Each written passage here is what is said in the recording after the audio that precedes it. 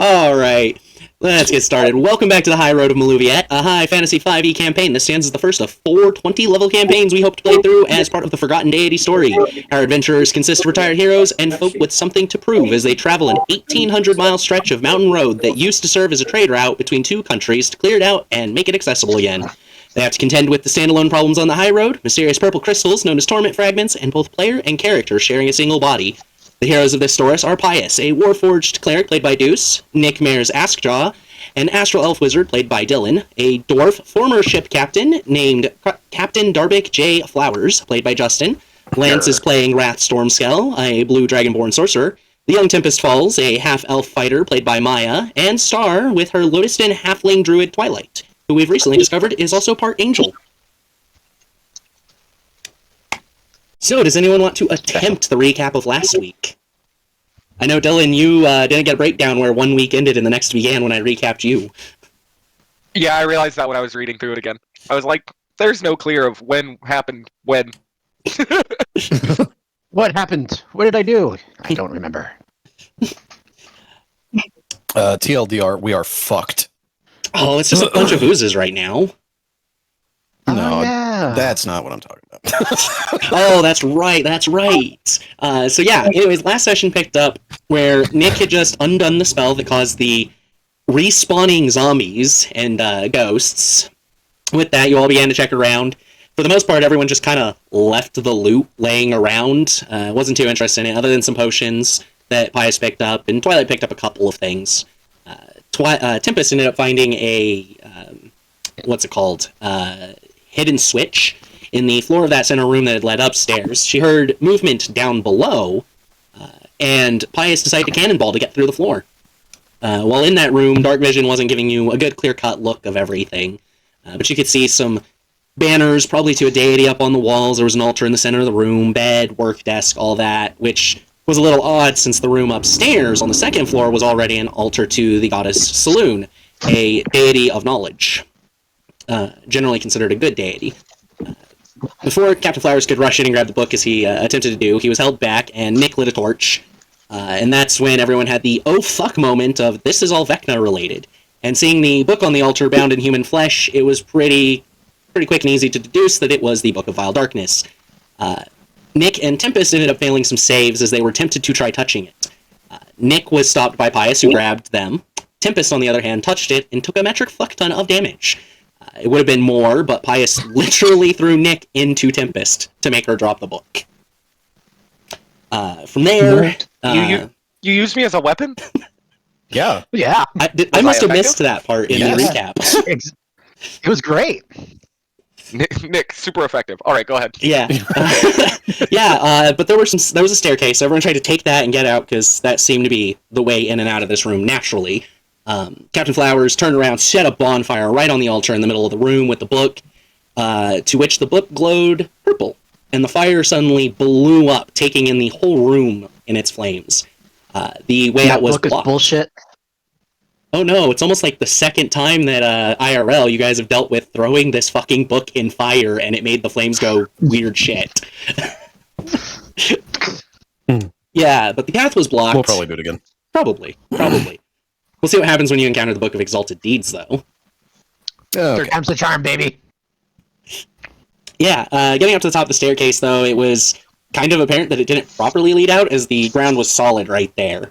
Twilight dug it out with mold earth. Everyone kind of started to back away, run away. Wrath noticed that the grass around the keep was starting to die and wilt as the power of the Book of Vile Darkness began to spread.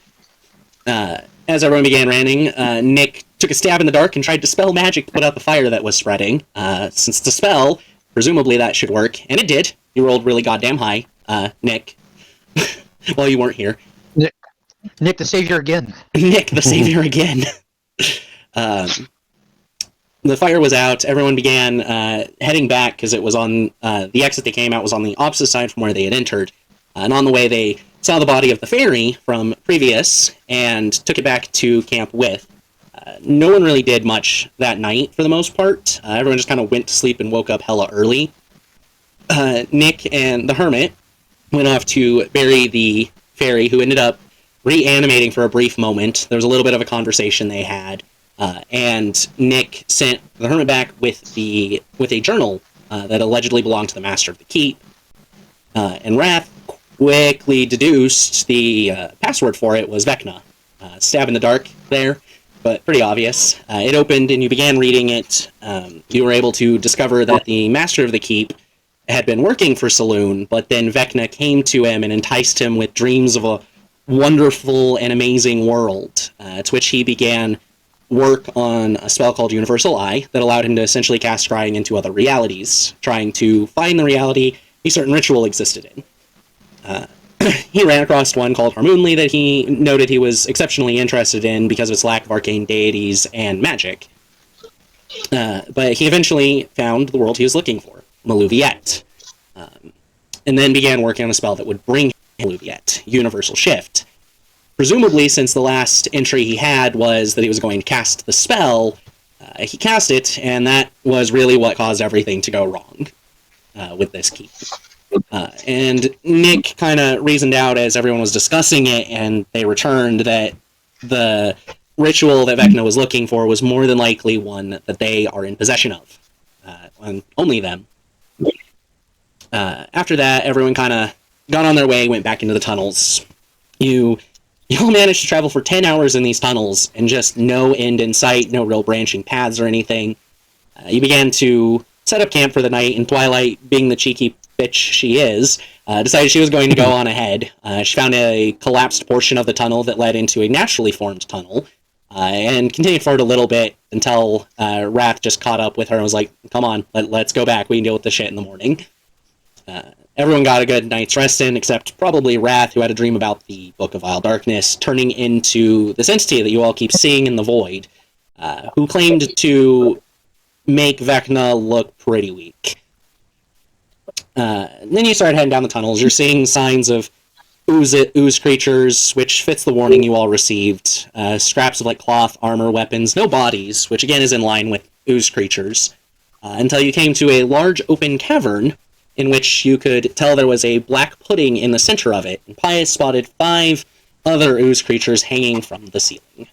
That is where we left off. A couple of you were preparing some spells. I just don't remember which ones were being prepared. I was gonna ask real quick because it sounded like we got a rest in between there. Yes. In between that and now. You actually got 2 long the rests in. Okay, so I was just making sure the 3rd level Dispel Magic that I used, I have that slot back. Yes, you do. Okay, and then any damage I took, I'm healed up from. Yep, and everyone should have pretty much all their charges back on any magic items at this point, too. Okay. Yeah. Sweet. Okay. Alright, and I sent a map in the map section that you can all take a look at.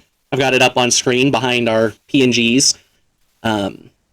You are in that first really big open space there in the middle at the moment. I didn't place it on the map, but I'd mentioned that there was a tunnel that kind of went down instead of outward like the rest of them, and that's over on the west side of the room. Okay. So, we were all preparing spells because the enemies weren't making a move, but you were preparing to start the combat. So, Wrath, what spell were you preparing to cast again? I have no idea. I think it was Lightning Bolt. Was it? I think I that think- you spaced out. I don't think I would have done that. I think Maybe, I don't know. I think we were prepared. Yeah, I think we were preparing spells that could hit an area up on the ceiling. I think those were the spells being prepared. So maybe Shatter. Mm, Yeah, that might have been. maybe. I don't know. Shatter seems like a risk though if we're in a cave. True. I honestly have no idea what I was preparing. I should have rewatched it today instead of spending all that time on fucking music. How dare you? How It's fine. dare You can just skip me. How I'm not dare worried you? about it.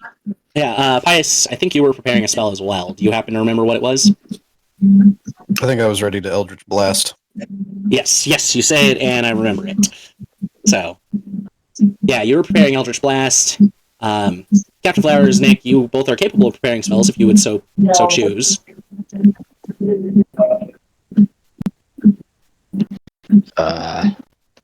Axes. You're going to prepare your axes. I'm gonna prepare my axes, baby. He's gonna Oh, ask. maybe it was False Life. Did I cast False Life? Maybe? You've You been might have, preparing yeah. a spell more than casting, but I think you did cast False Life, but I don't have it recorded. No, I don't have any temp HP marked. I don't know. It's fine. You're still free to And I cast it would- right now. Combat has not started. Okay. Yeah, I'll go ahead and cast it then. And I'd stand up next to Pius and prepare to also cast some Eldritch Blast. 15 temp HP. How much? 15. 15. Alright, the battle is all of yours to start when you'd like. So, Nick, Pius, are you aiming at different targets than each other, and are you targeting multiple or just one, since you have 2 blasts each? I would be like, let's get one down, focus fire him. Pius nods. Alright, so 4 blasts, 2 from each of us, going at 1. Alright, both of you go ahead and make the first rolls of the night to hit. 25 to hit on the first one. Okay, that's a hit. 5 damage on the first one. Okay, 26 to hit on the second attack. that And hits. that's 9 points of damage on the second one. So it was 5 and 9? 5 and 9. 14 total. Alright. Slams Force into damage. it. It falls from the ceiling. Taking... If I can remember which device I'm doing Discord on, that would help. Oh no, someone roll 2d6 Oh no. while I try to get to the correct chat. 86. I did it. Alright, Okay, go ahead. 9. As it splashes onto the ground, you can tell that it is no longer alive, as it quite literally splashes. You. Oh. Well, shit. Well, you hit the next one then. Yeah. I rolled 11 and 19 for both of my beams. Both hit? Okay.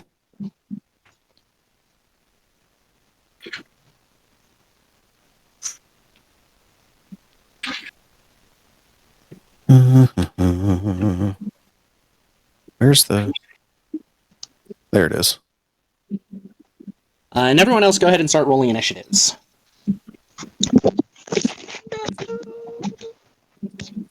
It's D&D. Pretty. Fuck me. I like D&D. I don't like initiatives. 6 damage. Awful. 6 damage total? Dang. Yeah, out of 2 d10s. Dang, that's harsh. Oh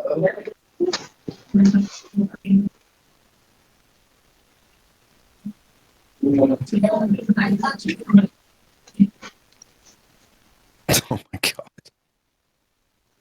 Alright, so we're gonna have another night of bad rolls. I think so. I'm not upset about it or anything. Man, maybe I should redo Pius' song to just include how he can't hit anything. Hey. You, actually. Damn. Pius reaches through the fourth wall and punches Jess in the fucking throat. Roll the hit. I have a 5-1 here. I'm doing good. Jesus. I win. I win. You win! The surprise of it! Natural 2. That's fucking great. What? I rolled 1,000,002. For human spirit. Oh, yeah. 11. Plus 6. What did Nick get? And the best for last. 17. 17. And Captain Flowers? 18. What teen? 18. 18. And Rat? 18. 10? I should just have said legal age. Oh, I missed that again, Lance. 10. Okay. In the turn order, we are starting with Twilight. Monk goes first. Ooh. It's not the monk. Tempest is the monk. Oh, you said... okay, sorry. Yeah, I heard Twilight, T you're in up. my brain. It's the obnoxious one. The obnoxious one. The obnoxious I go one. first. Honey. Uh-oh, she's living up to the obnoxious one. Yeah, so the one that you hit, Pius, did drop to the ground, but far more gracefully than the other one did. It is still alive as it kind of shapes back up all wiggly like the most disgusting jello you've ever seen. Get them on the kids' account, that way we can't find them. Not for long. And there are still 3 more on the ceiling, plus the black pudding in the middle. So, Twilight, what do you do? So, okay, what are we fighting? Jello molds? Basically, they are giant ooze creatures.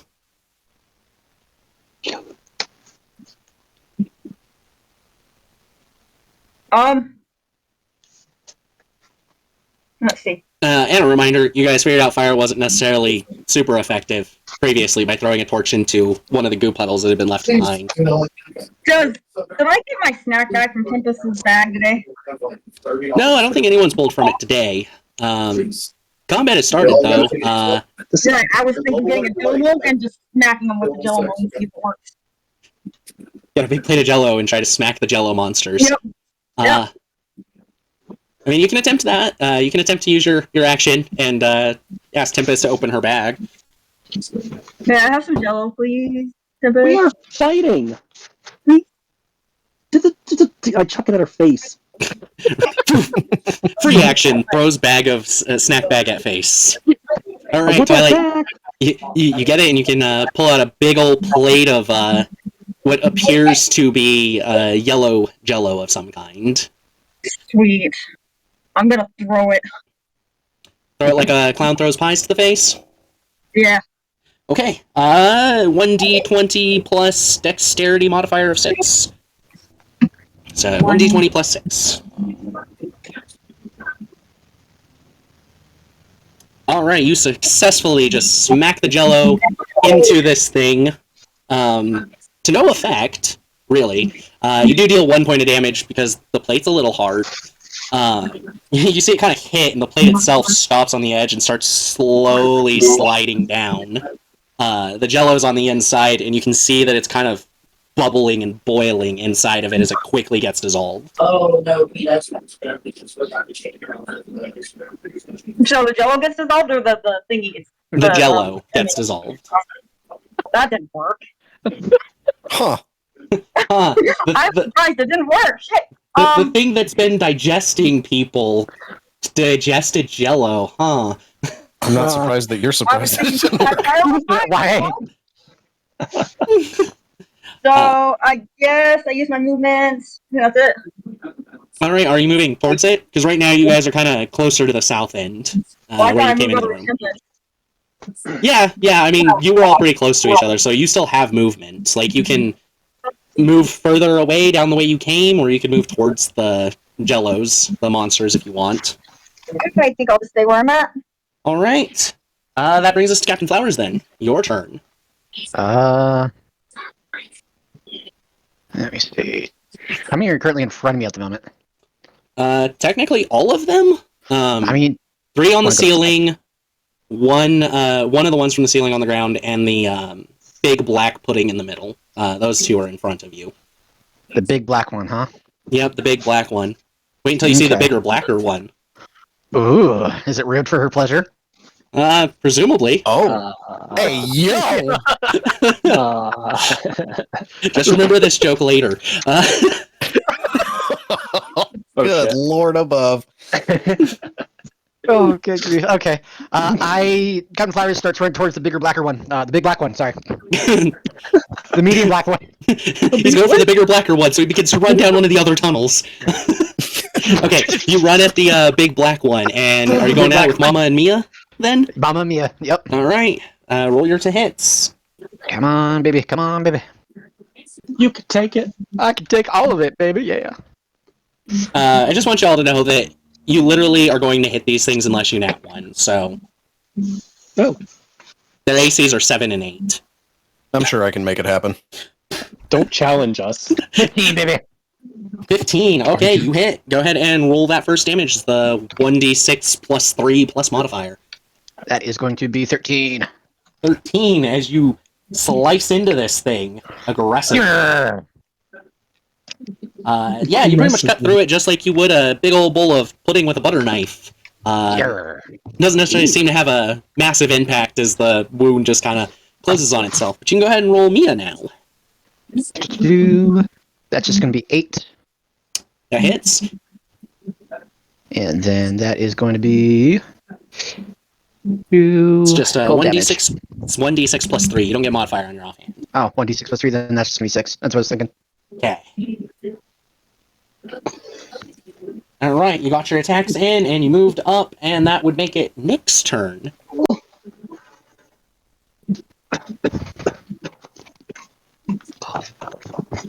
Uh-oh, did we lose Nick? Nope, I'm still here. Can you hear me? Okay. Yes, I can hear you now. Come on, what? Good. Okay. Science kill.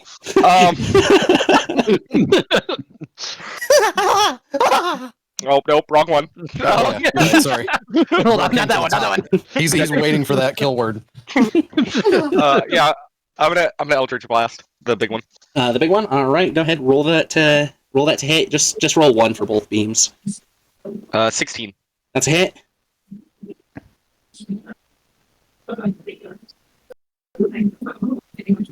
Seven plus 1. 8 damage total. All right. Your blast just goes straight through it, punching holes as it starts to reform and close. You notice though, between the couple slashes and this, that it does seem to be a bit smaller though, as if you're destroying its mass in the process. Don't let up on it. Any bonus action or move? No, I'm gonna save everything for right now. All right, Tempest, you're up. Oh shit. Is there one just more relatively close to me? Do I have to go all the way up there in front of everybody? I mean, they're all pretty much relatively close. You all are only starting 25, 30 feet away from them. So I'm curious now. With what these things are made of, I want to walk up to one and stick the dagger in it. It's black pudding, so your choice. okay, are you going after that little one or the big one? We'll start with the little one. This is for science. This is for science. Okay, That's what she said. roll to hit with Soul Drinker. It's a plus 8, right? Right. Right. Yeah.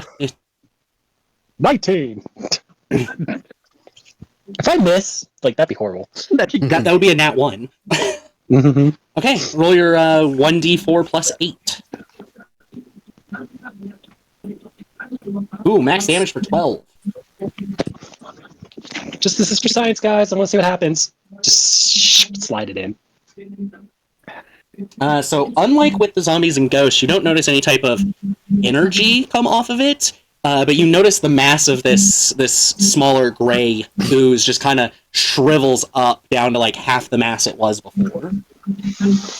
Oh, okay. It's like a sponge. I'm gonna stab it again. I'm gonna stab it. Stab it again. I think you only have one attack currently with the attack action, so you'd have to use your action surge to get a second attack with the dagger. Otherwise, you can do bonus action to main hand and such, or off fists, punch it. Yes, there we go. Words. I'm not fisting that thing. It's dirty. Yeah, I'm just gonna walk back over and be like, yeah, it shrinks. All right, Raph, you're up. How far away am I from the big one? About 30 feet. Is anyone else around that big one? Captain Flowers is currently adjacent to it. Okay, I'll run forward, unsheathing the Dragon's Wrath weapon. And as I go to slash into it, I'll cast Green Flame Blade. Well, are there any other of the other slimes? Yes, within 5 feet? the gray ooze on the ground is adjacent as well. Okay, then yeah, I'll cast Green Flame Blade. Are you trying to go to the opposite side of the big black one from Captain Flowers? If I could make it. I don't know if I had the movement for it. More or less enough to just barely get the flanking on it. Okay, well, let me roll with advantage then. 27 to hit. That is definitely a hit. Okay, so it takes 10 points of slashing damage, as well as 3 points of fire damage, and then the nearest one to it within 5 feet of it takes... go away. Oh no, I'm sorry. Hold on. Hold on. How much fire was the first one? 3 points of fire damage. The second one, however, takes 9 points of fire damage, the one that was near it. All right, that little one kind of burdens up, leaving just a little bit of gray ooze on the ground. It is gone. Also, I fucked up. I thought it was damage immunity slashing to non-magical. It is just straight immune to fucking slashing. Wow. Yeah, your axes didn't do shit. But I'm not gonna undo the damage. I'm just throwing it out there to help me remember that slashing is going to do nothing. Okay. Does that mean I get extra points for throwing jello at it? No. Damn. But Wrath, you do get the feeling that the slash itself didn't do much, even though the fire did have an effect. No, Okay. you healed it. You added more mass to it. In that case, seeing that my sword didn't have much of an effect on it, I will quicken a spell and cast Thunderwave and try and knock it away from both me and Flowers, if possible. Alright, and that's a strength save? It's a Constitution save. Alright. I'll cast Hey, it at first level. it's not too bad at this. Let's see. Got a total of 20? Yeah, it'll save, so it only takes 7 points of thunder damage instead, and it is not pushed. Alright, and the other thing I mixed the black pudding up with something else, I think, stat-wise. Because I messed up all kinds of stats here as I'm looking at it. Not its AC or health or anything, but... it splits into two as you kind of hit it with that thunder wave quickly after slashing down on it.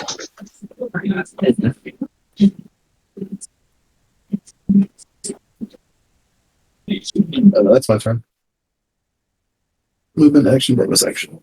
Alright. After Wrath, it is the Pius's turn. Even with that Hey, roll, that's you me. still go before them. Wow, that's actually crazy. Yeah, I don't want to use any spell slots on these fucking pieces of shit. Eldritch Blast again. One of them on the ceiling or the big black one? I'm gonna focus on the one of them on the ceiling. Okay.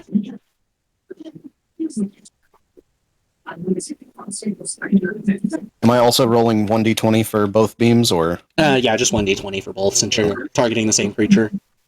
that's fucking better? Yeah, Jesus. 24 is a hit. Roll the damage. Let's see how bad the fucking damage is. 9. Not horrible. Go ahead and roll another 2d6 as well. As you knock it loose and it falls. How are the 2d6 Ah, more than the fucking 2d10? What? Bruh. This thing hits the ground and just splashes like the first one that fell. Okay. I don't think I want to do anything else. That's it. Alright. They finally get to go. The two still on the ceiling kind of just drop down as gracefully as a slime thing can.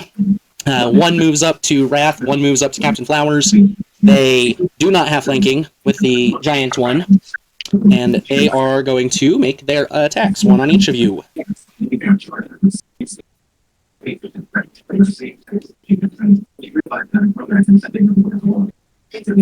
17, I believe that misses both of you, doesn't it? Yes, it does. Yes. They go to slap you, and they don't like completely miss, like the slime monsters you faced way back in the Wizard's Tower. They do make contact, but it's kind of like lazy. You just get a little bit of like gray ooze on you that's not really burning through anything. You just get that. And you're like, what? Senpai, notice me! No. Just no. What is this? Alright, and the Black Pudding, it's split into two, and they're going to split their attacks the same way. One to each, Captain Flowers and Wrath. 18. 18 to hit. That would be attacker wins on Wrath, and attacker wins on Captain Flowers. I cast shield. I guess shield. You both have shield. Poof. Captain Flowers. Put their hands up and our shields combine to just stop it. right. Wrath, like yours pops up as like this field of electricity, but Captain Flowers, what does your shield look like as it's merging into the electric one of Wrath's? There would be a sort of shield with a coat of arms. It would be the two axes, kind of facing different directions. Ooh, so basically just a shield of an actual shield, but made of energy with the crest. Nice. Yep. Yeah, it just kind of like expands out further than it should as Wrath's lightning from his kind of traces across the entire thing. Man, I'd kill for some fan art of that. Right? That would be great. Hell yeah. If only I were an artist. You're everything else. Why aren't you an artist? I have micro shakes, okay? How dare you shake microly? It works when you're playing metal music because a little vibrato doesn't kill the guitar. Yeah. That would thus be the end of all these oozes' turns. Going back to the top for Twilight. So how many are left? There are 3 small ones and 1 big black one. I really should just be calling them gray oozes and black pudding since that's their names. That's offensive. You can't call them up. I am going to do.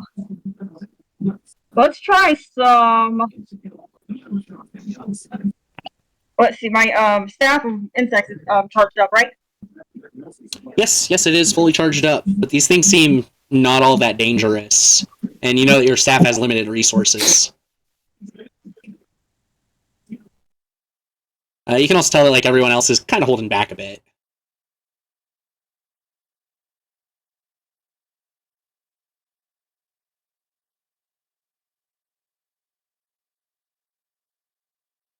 Uh-oh, did I lose Twilight or is she thinking? I think. Hold on, you what? So I'm doing the frostbite. Frostbite, okay. Yeah, sorry about that. For whatever reason, Discord cut out on me, apparently. There was just no fucking sound. It's Travis's fault. It's his microphone. No, that's not how that works. No, I'm pretty sure it's my crap computer, more than anything. Frostbite is a con save. It fails. Go ahead and roll the damage that should be listed on that entry. 2d6. I don't think there's a plus anything, right? No pluses. 8. Which one were you going for? One of the two, Big Black? One of the two of those? Yeah. Alright. So you notice the one you hit, like, most of them kind of been jiggling a little bit just from the inertia of all of these impacts. But where you hit it kind of like doesn't shake as the rest of it does. Any movement or anything? So, say that again. Where you hit the pudding, like the ice starts to form over it, and that part of the black pudding doesn't shake from the impact, like all the other attacks have, but the rest of its body does kind of quiver and move in reaction. I think I'm finding where I'm at.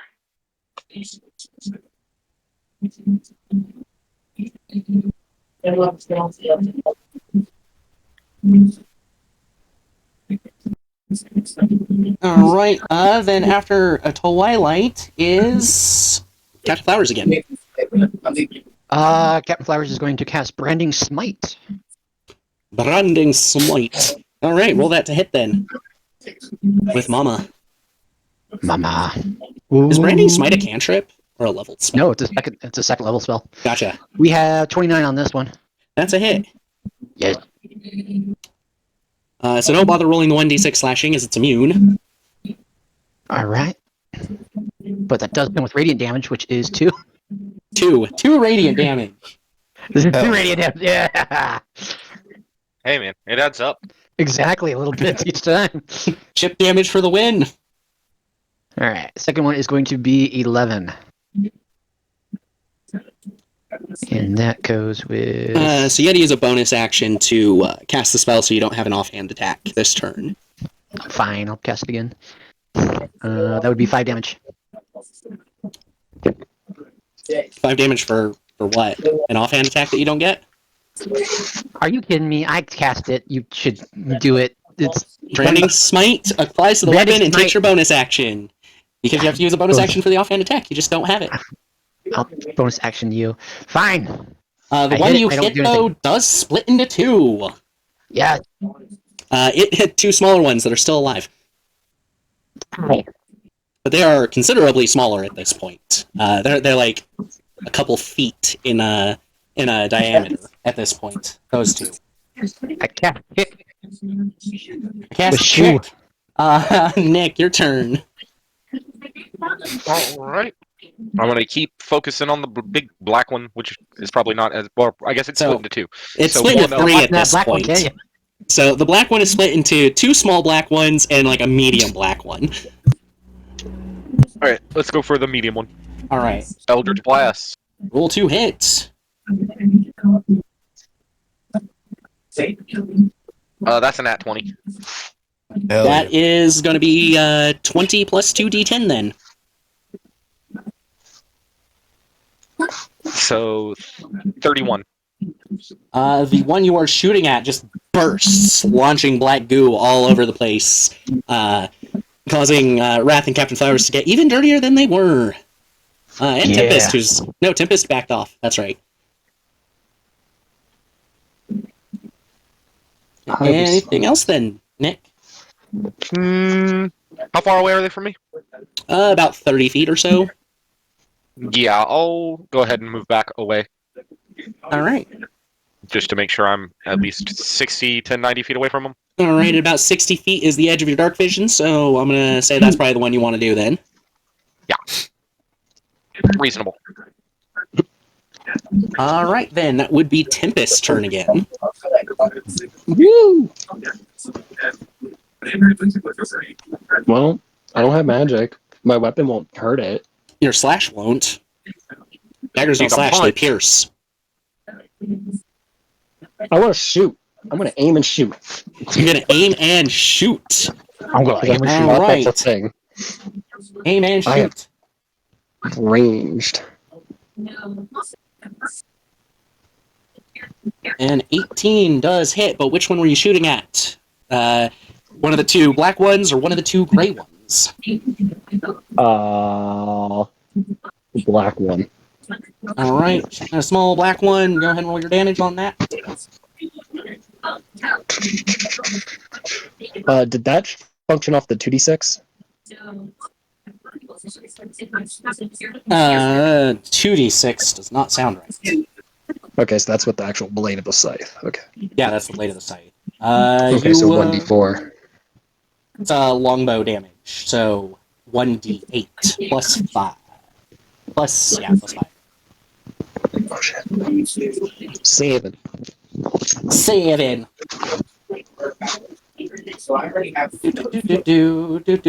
Sure wish I had explosive rounds right now. That would be nice. I That know. would be nice. As your bullet slams into it, it does burst though, like a bubble popping, with just more black goo on Wrath and Captain Flowers. The two of you are starting to feel pretty grody about now. This is very, very viscous, very thick, almost like a malt ice cream that'll never melt. Oh god. Is it warm? Is it warm and gooey? Yes, it is. It is warm and gooey. Whatever you do, Captain, don't eat it. I lick it. A small lick will do nothing. So there's that. Roll for insanity. Wrath, your turn. How many of these things are left up? 2 gray and 1 small black. Are they all grouped together? Pretty close, yeah. Okay. I'll run forward, sheathing my sword and pulling out my staff. And I'll go to take a whack at one. I'm pretty sure I can still use Green Flame Blade, correct? Yeah, you should be able to. Yeah, it's just a melee attack. Okay. So yeah, I'll go to take a whack at one. If there's one next to him, then I'll use Green Flame Blade. Alright, there is. My brain has forgotten the most crucial part of the conversation you and I had earlier. Did you want to switch to an Ninjato? Sure. Okay. Go ahead and roll that to hit, just to make sure you don't nat 1. Nope. Close though. 11 total. All right, that is a hit. The slash won't do anything, so just give me the fire damage. Well, no, I put my blade up and I pulled out my staff. Oh, okay. Never mind. Yeah, roll the damage because bludgeoning. Okay, so 8 points of bludgeoning, and I will use the lightning ability with it to cause an additional 9 points of lightning damage, and then green flame blade is 1d8 against the original target, which is a 7, and then the secondary target takes 9 points of fire damage. 9! 9! 9.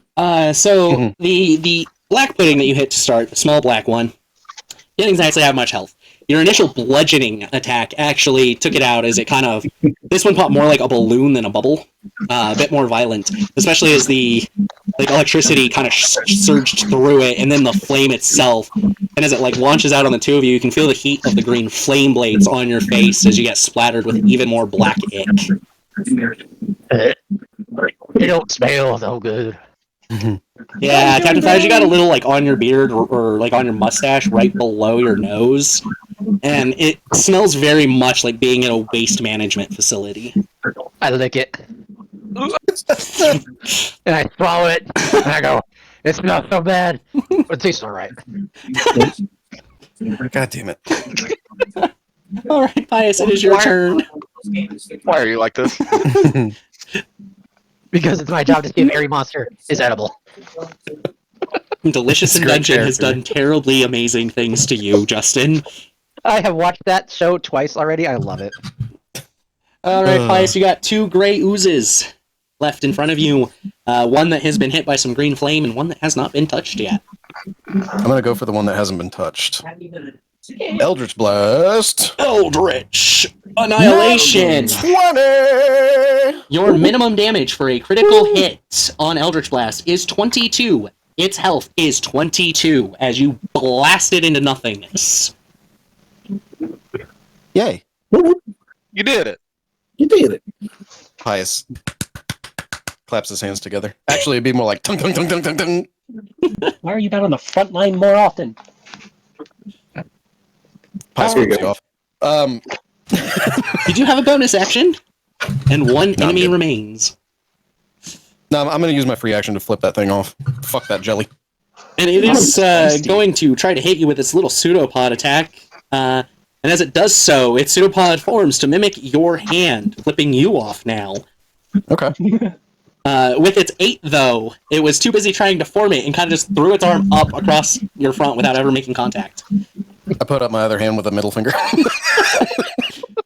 Twilight, it is your turn now. Oh no, Twilight is muted. No, I'm here. Alright. What do you do to this one last little gray ooze that has flipped Pius off? So everybody's covered in this crap, right? Just Wrath and Flowers. Just Wrath and Flowers are covered in it. How much of it? Quite a bit. Quite a bit.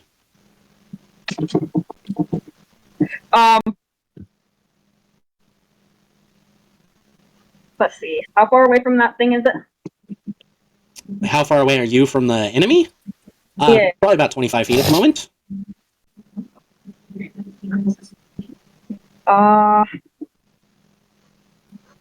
What is this doing? Sorry.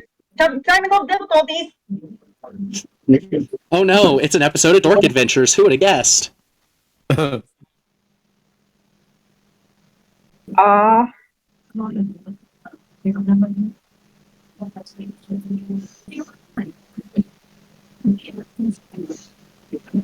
gonna use. Is it on the wall or floor? Floor. It's down on the floor. Down the floor and over 2 other people. I'm gonna shoot it with my boomerang. You're gonna throw the boomerang at it. Alright. Yeah. That is a roll to hit. Did I actually remember to put that in your freaking stats? Finally, your combat actions? I don't know. I just know it's in my inventory. Combat actions. No, I still... One of these days I will remember to add the lengthy list of weapons that you are carrying to your freaking stat pool. Anyways, boomerang Is the boomerang made out of metal? no. Yes, it is. It is a boomerang built for battle. Because I think it says something about I can.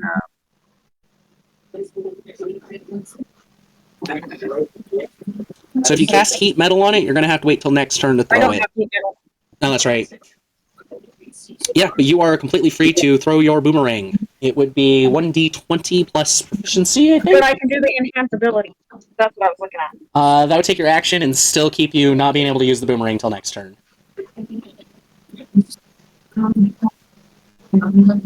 Okay. Yeah, I'll do the enhanced ability For which stat? for the boomerang.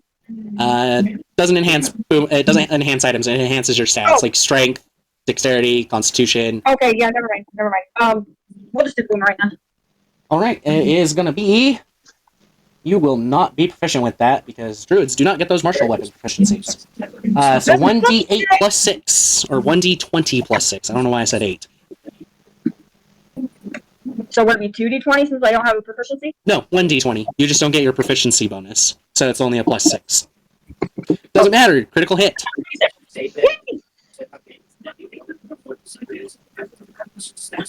All right, that is going to be 1d8 plus 1d8 plus 14. Actually, that doesn't even really matter. It doesn't have shit for health left. 16. Yeah, you straight through it, and it takes it out. This one doesn't burst or pop or anything, as it is just slashed in half and kind of wilts onto the ground, spreading out. Thus, the last enemy of this encounter is dead. And then, as to end my turn, I'm gonna write "kick me" on the back of Wrath, and then "fuck you" to Riot, Pius. You're gonna do it? Not enough turn time for that. I don't think you have paper either, so. I can at least write "kick me" though, right? I mean, you would need things to write with for that, and I don't think you have them, so no. Like my fingers, since he's all covered in blood. Oh, you're gonna write "kick me" in the goo. The goo's all on his front side. Shit. I'll just draw a little dick on his cheek then. All right. Watch your hand away as you go to reach for my cheek. You don't know. You don't know this. I'm just You can see it. I'm just wiping off your face. No. Nick, do you mind? Prestidigitation. All right, time to clean the party up. Flowers can clean himself up. He'll eat it. No, prestidigitation. Prestidigitation. Gotta clean the weapons that hit it too. Like it's so clean. I am- It's just I am- prestidigitation. It's just. I am not dealing with worse Sanji today. No, prestidigitation. We're gonna eat that. Yeah, Technically, there's still some, black ooze on the floor if you want to lick that off the floor. Captain Flowers goes to touch it. prestidigitation. Starts cleaning the floor of a Man, cave. I was hoping to throw it.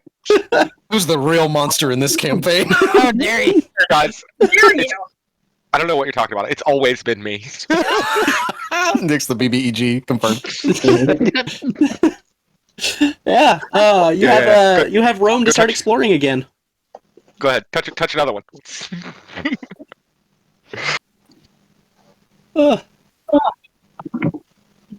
So yeah, you all are able to pretty easily check out this room now that you know it's safe. And you notice I just realized I drew that tunnel like a dick. Like literally, the penis tunnel up there on the right. There's just this little nub. You can see far enough down to see that it just kind of ends. You can see still splatterings of the black ooze all over, small little bits. But this time, you notice that there's a body this time, and half of it seems to be completely melted away, and the other half isn't. The body of a male tiefling. Is it alive? Which half was eaten away? The left half. Oh, like that? Okay. Oh shit, long ways. like a hot dog. Yes, like a hot dog. That's one. Oh god damn it. Does the half that's on the ground still have clothing on it? Yes, it does. You notice that the left side of its armor wasn't eaten away, though. Well, that's a pretty clear sign, and I'll go to start removing it. I mean, I can what's our current objective here in this tunnel? Is it to just get out of this tunnel? Are we No, done with this we're space? here to clear it out so that people can travel down this tunnel without worrying about this shit. Okay. But is it obvious, like, to me that it wasn't one of the oozes that killed it? Like, is the cut, like, eaten away, or is it, like, a clean cut? You get what I'm saying? So it looks like it was kind of like eaten away by like acid. Okay. Okay, not like some mysterious third thing came in here. Yeah. Gotcha.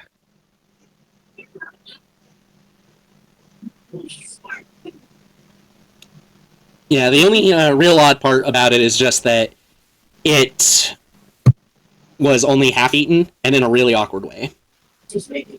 I'll be back in like a minute or so. Wrath was pulling the armor off. It is just studded leather. That seems to be the only thing undamaged on this person. You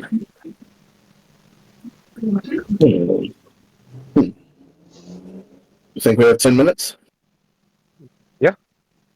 I don't know. I mean, this area seems cleared out. We can just stay on guard for a moment if you want to take a minute. Yeah, I just want to. I figure it's got to be magical if it wasn't eaten, right? Yep. Okay. Can you detect magic? Identify, I'll get the specifics on it. So, Nick, where are you going to post up to cast it as a ritual? I think Rat's going to cast it. Yep. Oh, then Wrath, I forgot you had to identify. Where are you posting up to cast it? I'm going to kind of sit towards the entrance where we came in at. Okay. That does give everyone 10 minutes to kind of keep looking around at the different tunnels. You can tell that one up north, like, it takes this hard left, and you look around and you can see it takes a hard right, and then you're going to actually have to go that way to explore. And you more or less get the same thing out of the southeast one. The one just directly west, you see it goes on, and you can't quite tell, but it looks like it might continue northward. It's just like at that edge of the 60 feet.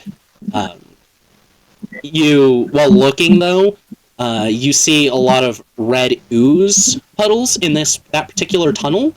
Not gray or black like everywhere else you've seen. That was the northeast or west, I'm sorry. The northwest tunnel has the red ooze in it. And then the southwest tunnel seems to be fairly wide and open, and it's clear of any type of ooze puddles from what you can see from the entrance of it. Somehow that's even more terrifying that it's clear. I agree. We should probably just go clockwise, right? I say as I'm ritually casting. Yeah, that might be the best course of action. Fuck it. Okay. Are you going to do some preemptive scouting up that way while Wrath continues to ritually cast Identify? Yeah, I'm gonna go to the southwest, slowly into the tunnel. Okay, is anyone going to go with Bias as backup? Yeah. Go. Captain Flash, you're the only one who didn't hear saying whether you were going to or not. I'm coming. You're coming? I'll actually, I want to hang behind and stay near Wrath. Okay. Oh, you're good. I can look after myself. I'll just be a minute. It's not I thought you said something totally different. whether or not you can look after yourself is irrelevant. Staying together makes more sense. I'm just nervous I about thought what you I'm were find down there. I thought you were gonna say I'm gonna stay here and sniff rap. That's what I thought you guys said. So. And what? I'm gonna stay here. I thought you said I'm gonna stay back and sniff Rap's ass. No sniffing of Rat's ass. I was just Good like, Lord. okay, bro. That's what I heard. So. Alright, so the group of you heading down the tunnel, you are being a little cautious and actually kind of looking everything over. Again, with dark vision, you don't necessarily get like a lot of fine details, but it all looks like rocks. There's no puddles of ooze or anything that you really would need to look for finer details on as far as you can tell. And you make your way up, it doesn't take too long, just a couple minutes up into that northern chamber. And from the entrance of it, you can see there are just large puddles of red, black, and gray ooze scattered all over the room.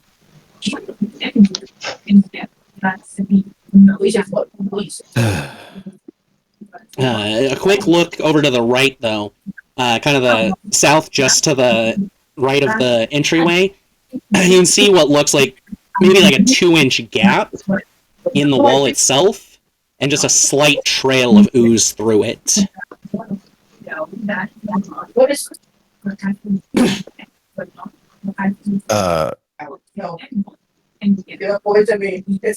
Would I be able to look into it and see anything?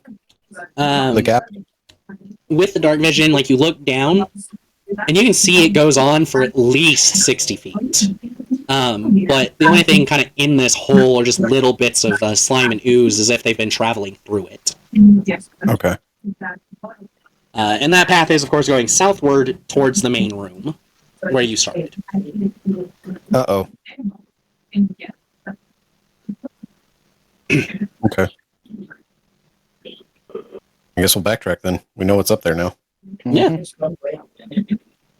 Yeah, so just a little bit after you get back into the main chamber and kind of relaying that information to Nick and Wrath. Wrath, you finish up the casting, and this is leather armor of the amorphous body.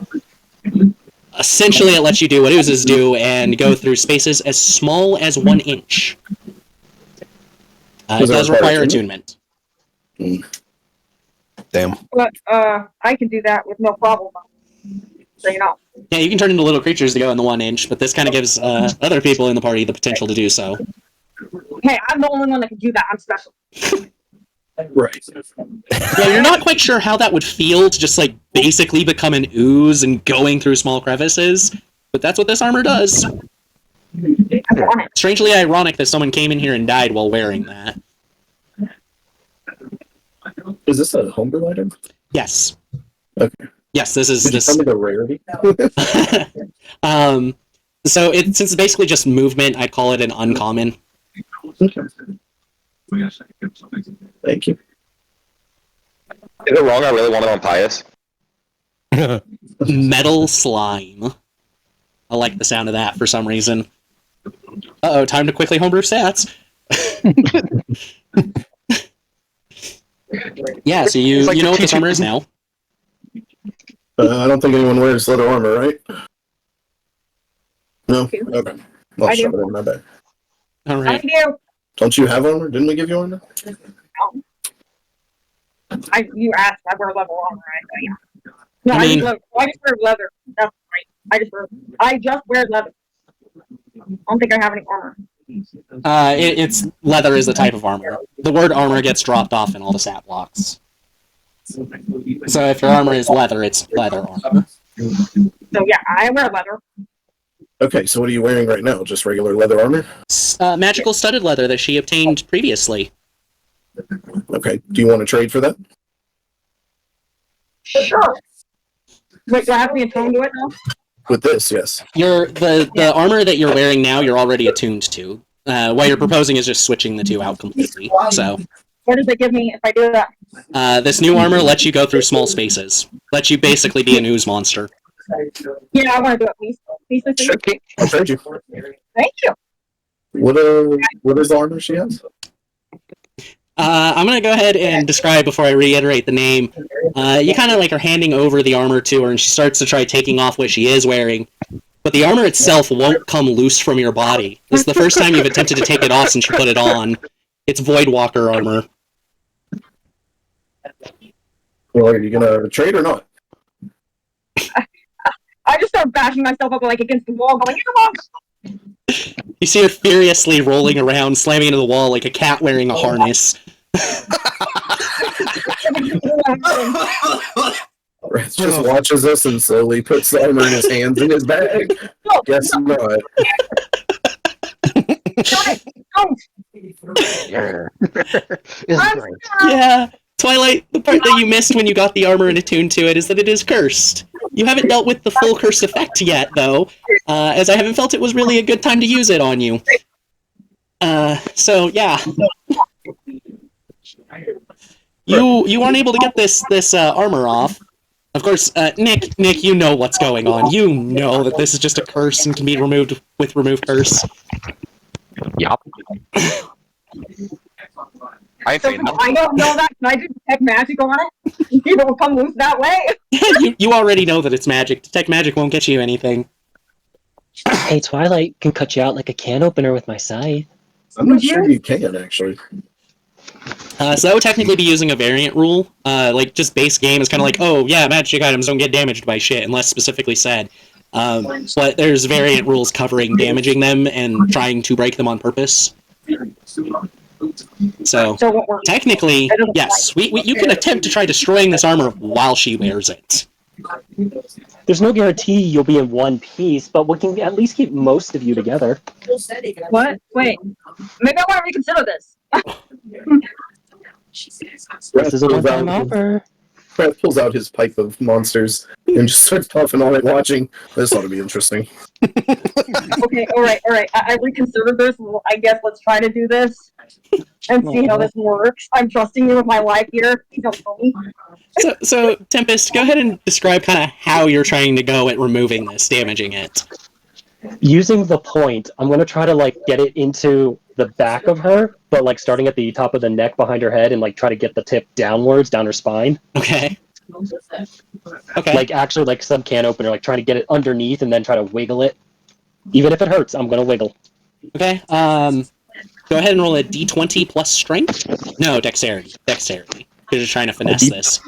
A d20 plus dex. Yep. Oh, that can't be too bad. And Wrath, as Tempest is starting to do this, and you're puffing, and you're getting little smoke monsters coming up, you're noticing it just seems to be like various ooze-like monsters coming out of this, as if the pipe just fucking knows what you guys are dealing with.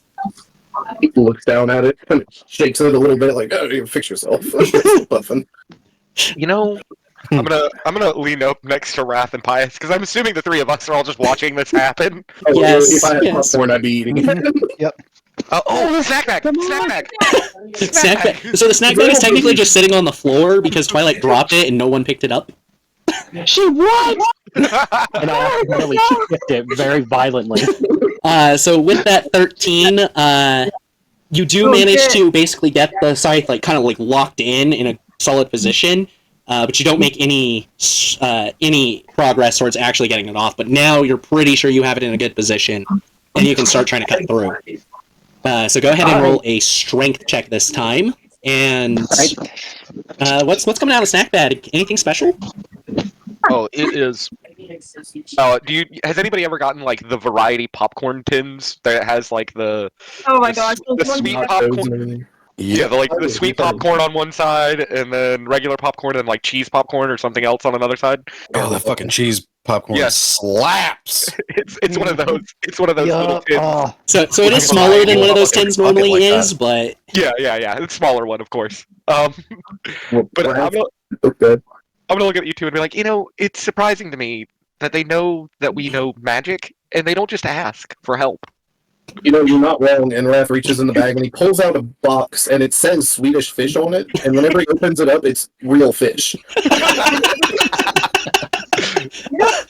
little bite-sized, like anchovy-sized fish. Exactly. Put one on the popcorn. Can I have one for the popcorn? Hell yeah! Tempest, go ahead and roll your damage. 2d6, no modifier though. Pius, are you or Captain Flowers pulling out of the snack bag? Guys, if somebody gets cheese, we're like one step away from a charcuterie board. I was gonna ask, like, yes, I want some cheese sticks. So you like what you pull out, Captain Flowers? You know those like variety pack things you can get at like Walmart, Safeway, or whatever that has like slices of pepperoni and little squares of cheese and crackers? You basically just pull out a bag that's split into sections of cheddar, Swiss, and Munster, but just those little squares. Yes. Perfect. And Pius pulls out the plate. It's metal, so he can eat it afterwards. Yes. Yeah, that's perfect. It's like a shiny metal silver plate. I want to see this image because you all are talking about food, chilling in the background, or I'm in the background screaming, and you're all just gathered together with the food here. You just have the board laid out while snacking. Oh yeah, I'm spending a good 5 minutes making the board look nice. So the hermit like followed you guys in. Mecha Gojira and him have been sitting more at like the entrance this whole time, and like he walks up and like he reaches into the bag too to pull something out. He just pulls out like a box of potato salad. Well, it looked like a potluck, and you can't have one of those without potato salad. Wait, what kind of potato salad? Like New York style, Southern style? What are we going with here? New York style. Is there Okay, so lots of egg. Okay. Yes, lots of egg. Please tell me there is mustard in that salad. Oh yeah, definitely. There's a bit of mustard in there. Hell yes. I wish I could eat it. God damn it, Twilight, hold still! Wait, don't you have your ability to transform into your humanoid appearance? Yes, but I usually save that for when we are safe at night. Well, that's fair. Yeah, so Well, I guess Almost there! your armor goes away, doesn't it? Are you done yet? Did you get all? Yes, Just I believe hold so. still. So all of this goes on for nearly a half an hour before Tempest finally gets through this armor. Oh, it's done! Okay, you're finished. Yes, Stay there. the Voidwalker Oh. armor is now non-magical studded leather. I just, food, yay! And I fall over. Interesting. Yeah, between that 4 on the damage and such, it was a rough process for you. I just, I need a nap. That's all. Don't, potato salad. Oh yeah, we have charcuterie, and I'll go and hand Twilight the armor we just got, and I'll pick up the discarded non-magical armor and put it in my bag. All right. I'm really sorry about that. Thank you. That's okay. We'll find some use for this. I got an upgrade. You get a thumbs up. Yes, so the question is, are you going to sit here for the next hour so she can get the short rest to attune to it, or are you going to ask her to wait until you are done exploring? I mean, the other thing you get for attuning to it is the ooze thing, which you can already do pretty much. So maybe you just put it on, take the AC, and we move on. Say what? So the only thing you get for attuning to it is the ability to turn into a slime. In Yeah. order to not waste so much time, because you get all of the other benefits from it, can you just put it on and we'll attune to it whenever we come to a rest? Sure. Either that or we're sitting here for an hour just chilling. Well, it seems like you guys are enjoying your popcorn and shit, so. Yeah, but it was only snacks. Fucking yeah. They're already done. Meanwhile, Pius is eagerly eyeing the plate, waiting for everybody to finish. Well, it's just snacks, right? So I imagine Yeah, you so- them all pretty quickly. Yeah, so basically, you guys left a little bit for Tempest and Twilight to eat, and they can eat real quick. It's okay. I used some of her salt to make the popcorn better. Grab hands, you each a small anchovy. Pius folds up the plate like a burrito and just starts chomping on it.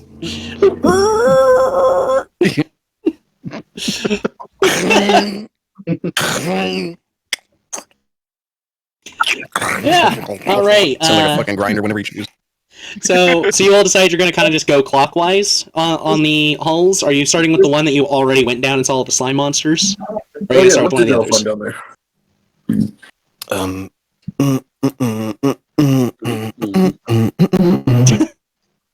There was more slime. Surprise. No, well, we should probably go take care of that then, yeah? Yes, but there is one slime that we have not seen yet. It is red. Oh. But that's it. Properties of a red slime. A scarier. Can I think of properties of like what that might mean? Yes. You could go ahead and roll a knowledge check of your choice. We'll go with Arcana. Okay. 17? Spot on. You have heard of one slime creature that tends to be red.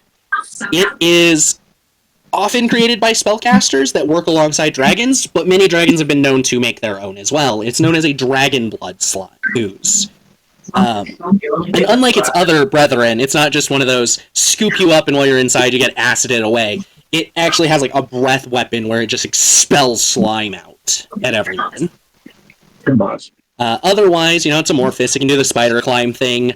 Acid, cold, fire, lightning, and poison don't do a whole heck of a lot against it. And it uses preternatural senses to be able to see blind sight for out-of-game context. Okay. What were the resistances you said? Acid, Fire. cold, fire, lightning, and poison. Okay, so the dragon's elements. Got it. Yep. Alright, I'm out, y'all.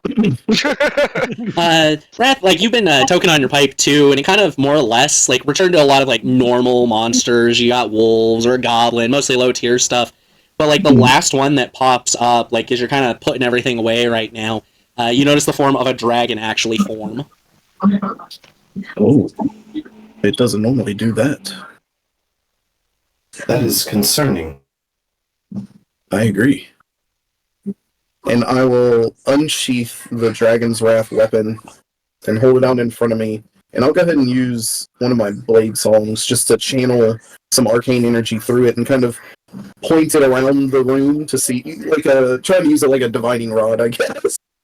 I'm double checking your inventory currently, Wrath, because at one point we had picked up a special little lantern that detects the presence of creatures.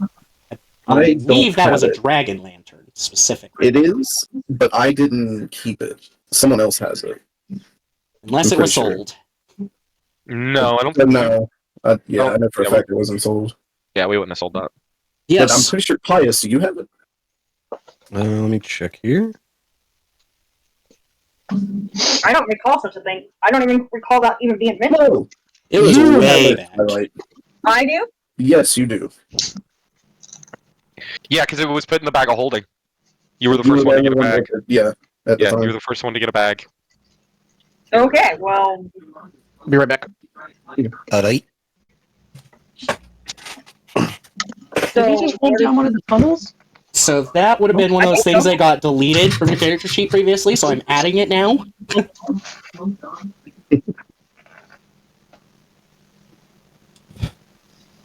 And yes, I do remember specifically it was dragons because of the testing it to see if Wrath triggered it. oh, Which did now I not. remember, that was way back in the day. Yeah, that was way, way back. Yes. Back in my day. So as you're starting to try like using your sword as a diviner, you remember that you guys have a lantern that literally is used to do the same thing.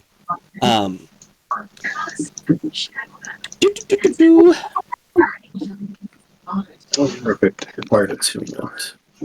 No attunement. It is a common item.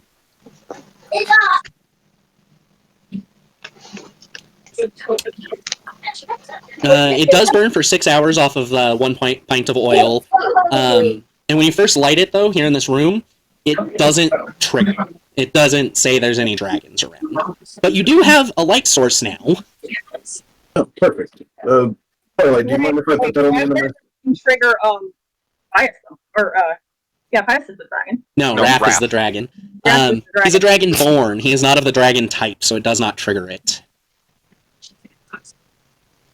Twilight, do you mind if I put that on the end of my staff? That way we can all see, those of us that can't see in the dark. Me? Yes. Sure. Okay. Captain, could you give me a hand with this? And I'll try and affix it to the end of my staff, like the top part of my staff. Hey. Are you molding that thing? Are you welding that thing? Temporary. Temporary. Yeah, I'm just affixing it to the top. It's just a wood staff. I can't weld it. Yeah. It takes you guys a few minutes to kind of work it out because it's not necessarily set up to do this inherently. But what you do is you... out of ropes, maybe? I'd say the most effective way, and Captain Flowers and his artificer background kind of would lead you guys to go, think this, is like, essentially, the way the quarterstaff is set up, you take a dagger and just kind of cut into it to create a notch where you can slide the lantern in and hook it. Just a kind of small notch that'll keep it in place. Well, so the end of this staff is very much like branches and stuff. So I couldn't just like set it between the branches in that instance. Okay, I was not aware it was more branches at the end, but yes, actually, that'll be real easy then, because the branches can act as a hook. So to keep it in place. Oops, I can't spell staff apparently. Yeah, but you're able to get it hooked on, so you all can start traveling.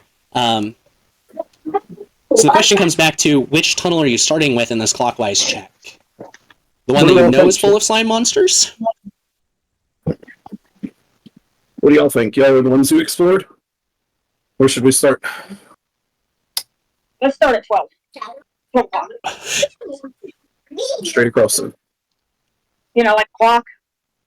Yes, I know what a clock is. Thank you. So there's southwest, northwest, north, and southeast. And technically there's the center one that goes steeply down, but you're pretty sure that is a purple worm tunnel. Let's go to the purple worm tunnel. Woo! Forward. No, I don't think so. We're all gonna die. That's probably a bad idea. But we're trying to protect the high road. Let's go. There's no telling where that purple worm is. It could be miles away from here. Yeah, purple worms are just a natural consequence of anything in a tunnel, no matter where you go in the world. You just always have to worry about them. Nothing's going to stop that. They are essentially an act of nature as far as tunnel safety is concerned. New paranoia unlocked. What's with worms? Do we go straight across then? Yep. So which So one? is your suggestion lead the way, Twilight? 12 o'clock north. North. All right. Yeah, you start heading up that way. You're going through the tunnel. You make that first like hard left, hard right, and as you're going through, you can see the splotches of slime and such. Only like black and gray ones. As you're going, more tattered clothes and basically disintegrated equipment and clothing, until you come into the large chamber. And initially, you don't see anything in this chamber. I hold the lantern up as high as I can. It's still not detecting any dragons. Anybody see anything? It's pretty dark for me. I know that this entity is normally a magical construct. You said The dragon blood ooze, as far as magics are concerned, on like detecting creature types, is an ooze. is an ooze, But it's typically constructed by either spellcasters working with dragons or dragons. Okay. Can I try detect magic to see if it pings anything? Yes. You cast detect magic. Is that a range 30 feet or 60 from you? I can't remember right now. It is. Yeah, 30. Okay, so while you're there at the entrance, you cast detect magic, and you're not getting any magical readings outside of your own party at the moment. Okay. May I assist him with that? Not really. It just happens. That way it can actually go up further. Instead of 30 feet. It would just be 30 feet from you and 30 feet from him if you cast it. So it'd help if you two like split up searching or something. But right now we're in a tunnel. Well, you're coming out of the tunnel into this cavern on the east side. I'm gonna look on the Why ceiling. that I'm in a tunnel? I have tunnel vision. Yay! All right, Pius, give me that perception check. Okay. I do the thing.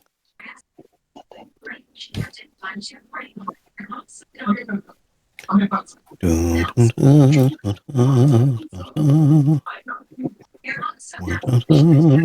fuck is it at? There it is. That's a dirty 20.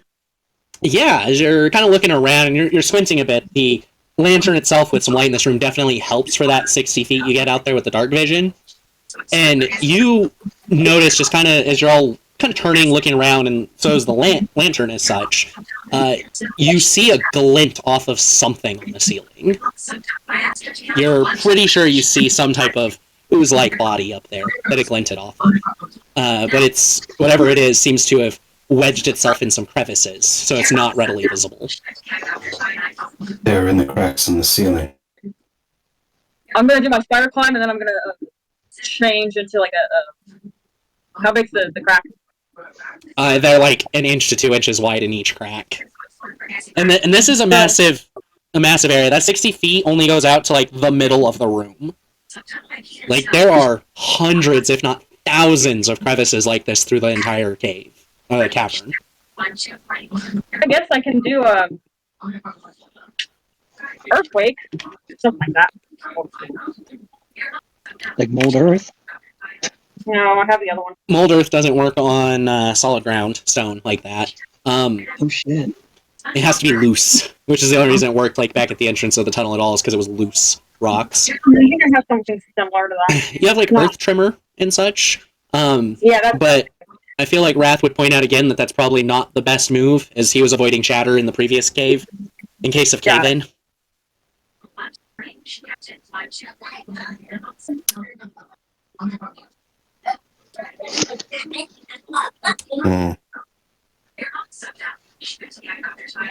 Maybe we should just make it through here slowly. And you can see that there's another tunnel down on the south side.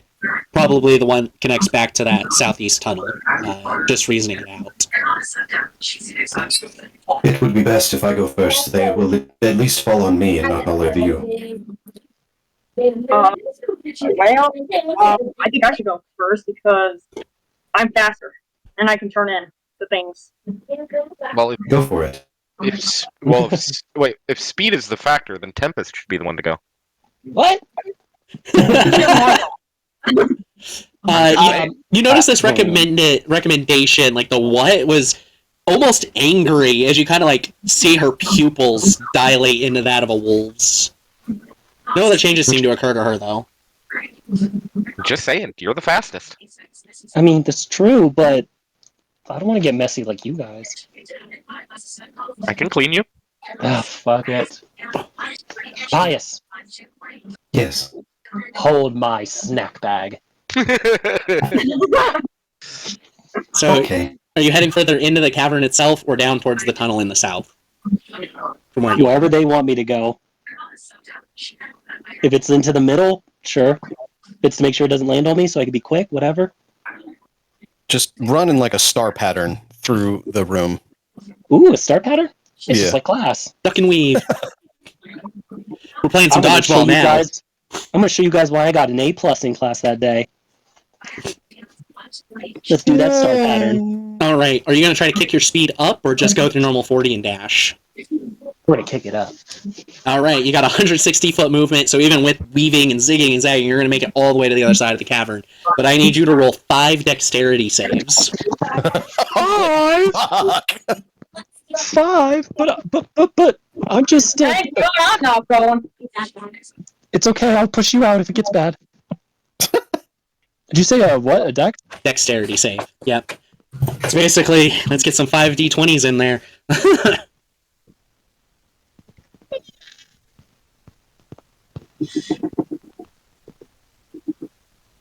Yeah.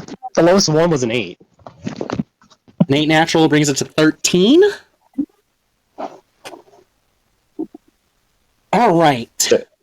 Yeah. So as you're bolting across the room, because you kind of like lock it in and you're going to go, and you're worried about sliding if you stop, so you just follow through, there are like 3 big black slimes that fall from the ceiling, but you notice with just a hair breadth's time to just slightly adjust that you almost slam into a gelatinous cube that is invisible typically. That's not even falling from the ceiling, it's just in the room. No, what? And as you get to the other side of the cavern, your 8 slips you up and you run head first into a gelatinous cube. Or with that 13 total. Thank you for breaking my fall. So you do take 10 acid damage as you enter this creature's body. Ooh. How long does this take her to do this? 6 seconds. This is why she just locked in and went. Gotta go fast. Yeah, and as far as the first half of that room where all of you can see, you do see one that falls from the ceiling that she kind of dodges out of the way of, and you do see her kind of adjust her angle as if she's dodging something in the room. But you don't see the other 3 that are further beyond that. And you do hear a nice wet plop as she gets to the other side and gets engulfed. So let us start with initiatives. Initiatives. Dun dun dun.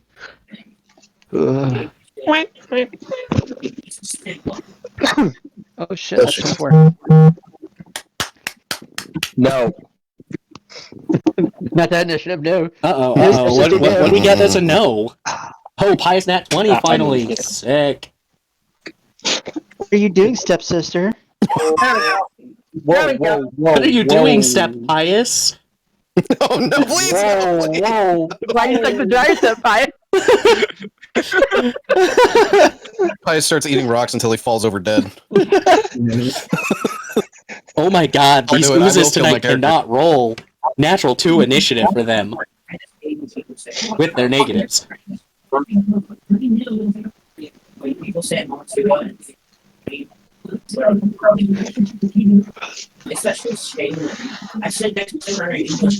Alright, so Pius got us 23. Nick, what you got? 15. 15. Captain Flowers. 24. 24. Twilight got an 8 and re-rolled for a nat 20 at 26. Wrath. Dirty 20. And then Tempest got an 18. I got a rock. You got a rock.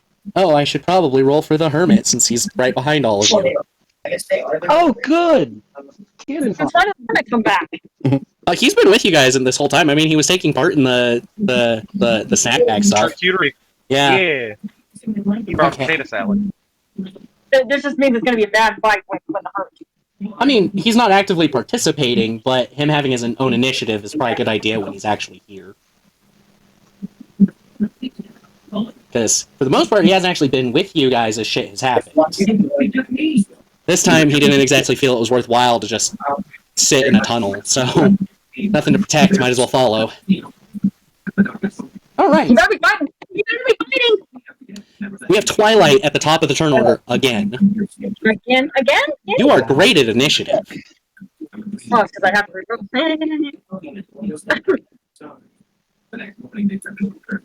So what, Twilight, are you doing? You've seen a couple of black oozes fall from the ceiling, and you've seen a space where Tempest kind of corrected path to avoid. You can't see Tempest anymore, though. She is encapsulated in one, but you can't see that far. Okay, okay.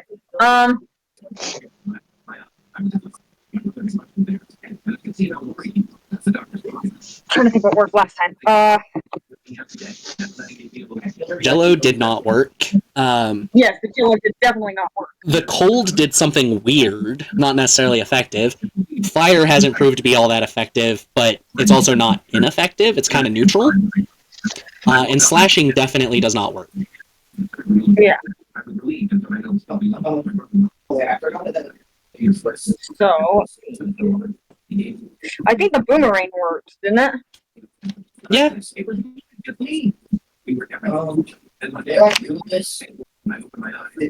Yeah, so are you just going to throw the boomerang at it? Let's see, let's see. What about my crossbow bolt? Tempest did fire a shot at one and it seemed to work, so maybe. You'd have to actually fire it from your crossbow, though. Let's go with the boomerang. Alright, that's a d20 plus 6.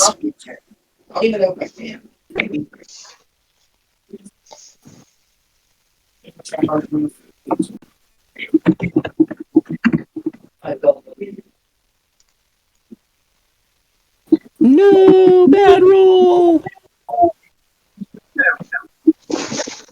Hey, I didn't reroll it. It's Yay. not one. Yeah, you automatically reroll the nat 1. Yay, 11. That hits.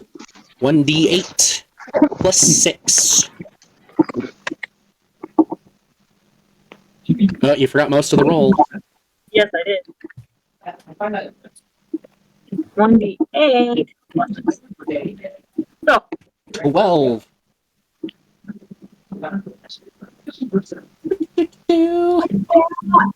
Yeah, it hits and it sticks in it. It doesn't go straight through. It's stuck on it. You do notice that it is starting to be dissolved as well. oh, a boomerang, man. You do have movement and a bonus action still. You're not going to be able to get all the way to it, but you can get close. I guess I can try flying there. Yeah, I mean, basically the same thing still. You're not going to get all the way there, but you can get close. About 10 feet away. Yeah. Because all of you are about 40 feet from this black pudding. Alright, then after Twilight is Captain Flowers. Sure. Going to do Tasha's Classic Brew. Alright, what type of save is that? Dex? Yep, dexterity saving throw. Yummy, yummy. Neg 3. You know, I've noticed I throw a lot of things that are bad at dexterity at you guys. Eventually, something's gonna have like a 27 dex, and you guys won't know what to do. Oh, It no, failed. catch Roll the it. damage. Yay! And then it lingers for a minute with 14. concentration. It does, and I'm going to use that concentration so it takes 2d4 acid damage at the start of each of its turns. Heck yeah. Yeah. Oh, it's acid damage. Yeah, baby. Yeah. Oh, yeah. Just goes, So, acid. So- Just a stream of acid just comes from his face and just, hits the slime straight in its little face. and that is when you have the unfortunate realization this thing is basically a giant blob of acid. It does nothing to it. Are you telling it's elemental? Yeah, I mentioned this. I mentioned this. Oozes are typically resistant or immune to acid. Typically. Well, and this one has even more resistances, right? This is the red one? No, black. No. Oh, this is one of the... Okay, this Yeah. is another black one. Yeah, and you can see the black one, and then Tempesta tried to dodge something that you can't quite see.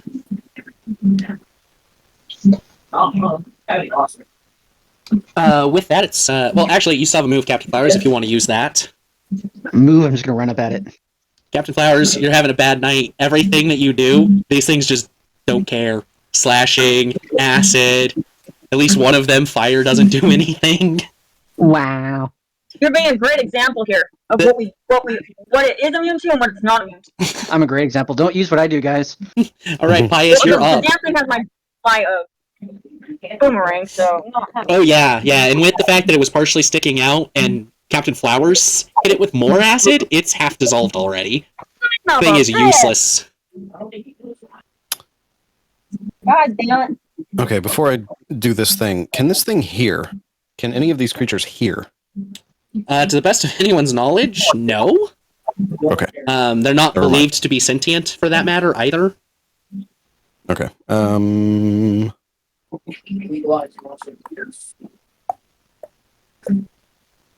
I cast Guiding Bolt at 3rd level. No, 1st level. We'll do 1st level. First level, Guiding Bolt. Roll to hit.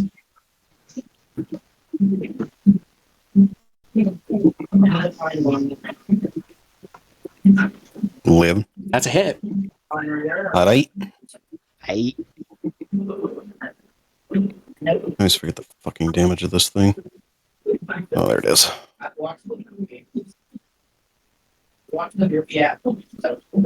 Dun, dun, dun. 16 radiant damage. 16 radiant damage. And it's glowing, and anyone that attacks it once has advantage. Yeah. All right. Any movement? Any bonus action? No. Actually, I'm going to move 20 feet closer. Okay. So now you're about 20, 30 feet away? Yep. 20 feet away. 20 feet away. 20, yep. And that would make it the Hermit's turn. Okay. Which phone did I put the character sheet on? Which one did you do, Jess? I've got 2 phones and a tablet plus my computer here, okay? It's the only way I can mitigate the various issues I have. Okay.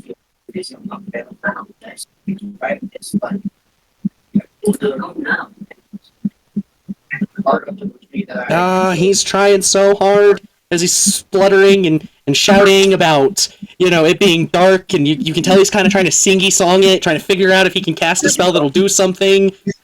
And what he's trying to do does not work. What are you trying to do? Trying to create light. A nice bright light. Hoping to illuminate the room, of which he cannot. So that makes it Wrath's turn. How close am I to the closest one? You said 40 feet? Yes, you're about 40 feet away.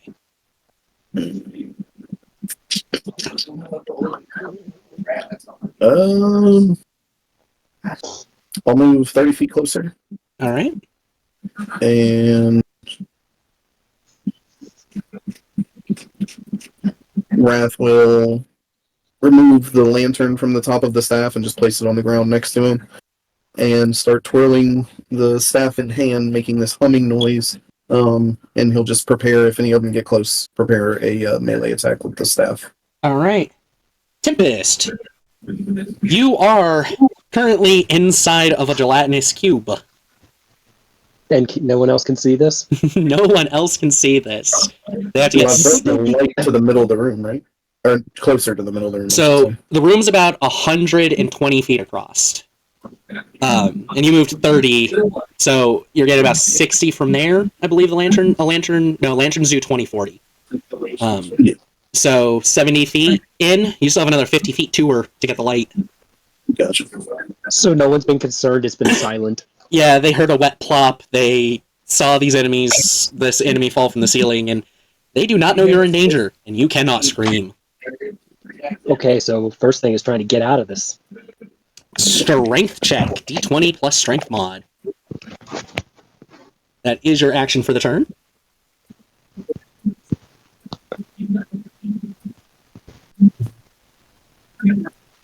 Yes, you break free. Which direction are you breaking free? Are you going out towards the party, away from the party? Towards the party. Alright, so you end up in a space adjacent to it, right next to it, and you still have your move and your bonus action. Is the boot speed? They're already active, aren't they? They are already active, so your move is 80 feet currently. Yep, straight to the party. Straight to the light. Straight to the light. Roll another dexterity save. Aye, Captain. I failed, Captain. So you break out of this ooze, and you see the light, and you beeline straight to it, going through a path you haven't already gone through, and slam face first into another gelatinous cube. You take another 10 acid. There's just a brief. God! Someone be concerned, please. I'm dying. Very concerned. So this gelatinous cube she runs into is right on the edge of the lantern's light. So you all see her just you don't see her even coming. You just suddenly see kook, and her arms go up, and you hear a wet plop noise as she's kind of suspended in air, and you can see the gelatinous cube wiggle because of it. I'll come get you, Tempest. Don't worry. Who said low CR challenge monsters can't be terrifying and dangerous? Last time it was zombies, this time it's fucking gelatinous cubes. What am I gonna throw at you next? Fucking goblins? Wombats. They're gonna fuck us up, I'm telling you. Alright, after Wombats. Tempest, it is Nick's turn. All right. We're just gonna stick with Eldritch Blast. At the black pudding or the gelatinous cube you've been made aware of because Tempest is inside of it. I don't want to hurt Tempest. I could be angry. You won't like me when I'm angry. I don't know, are you Alright, getting she's angry, Tempest? You slammed into one, you slam into another, your whole thing is speed and not getting caught, and it's happened twice. In 12 seconds. I'm currently at stage like 2 or 3. It's confusion and annoyance. We're not angry yet. I'm gonna shoot at because yeah, I'll shoot at the black pudding. Alright. Get it out of the way. On the progress report, I feel like it 18. That hits. also be networking. Right. 11 damage total. Alright. It seemed to have shrank a fair amount from all of these attacks, blasting bits away from it. Just because I realized this is a homebrew mechanic. That the oozes are getting smaller, actually changing their size. That's not a stat block thing. That's just how I play oozes. In case anyone was curious about that. Yeah, okay, you hit it, you slam it. It looks at considerably smaller at this point. That's gonna end my turn. Alright. Thus makes it all of the enemies' turns. The black pudding that you have been shooting at has 20 feet, which is just enough to get to... Let's see, Wrath, you moved up 30 feet, didn't you? Correct. Yes, it can make it up to you. Because Twilight is in the air. And Captain Flowers has little legs. Little legs. Why is this a surprise? 23 to hit. That hits. Okay. That is going to be 6 bludgeoning damage, 18 acid damage, and everything you're wearing is magical, so no additional effect there.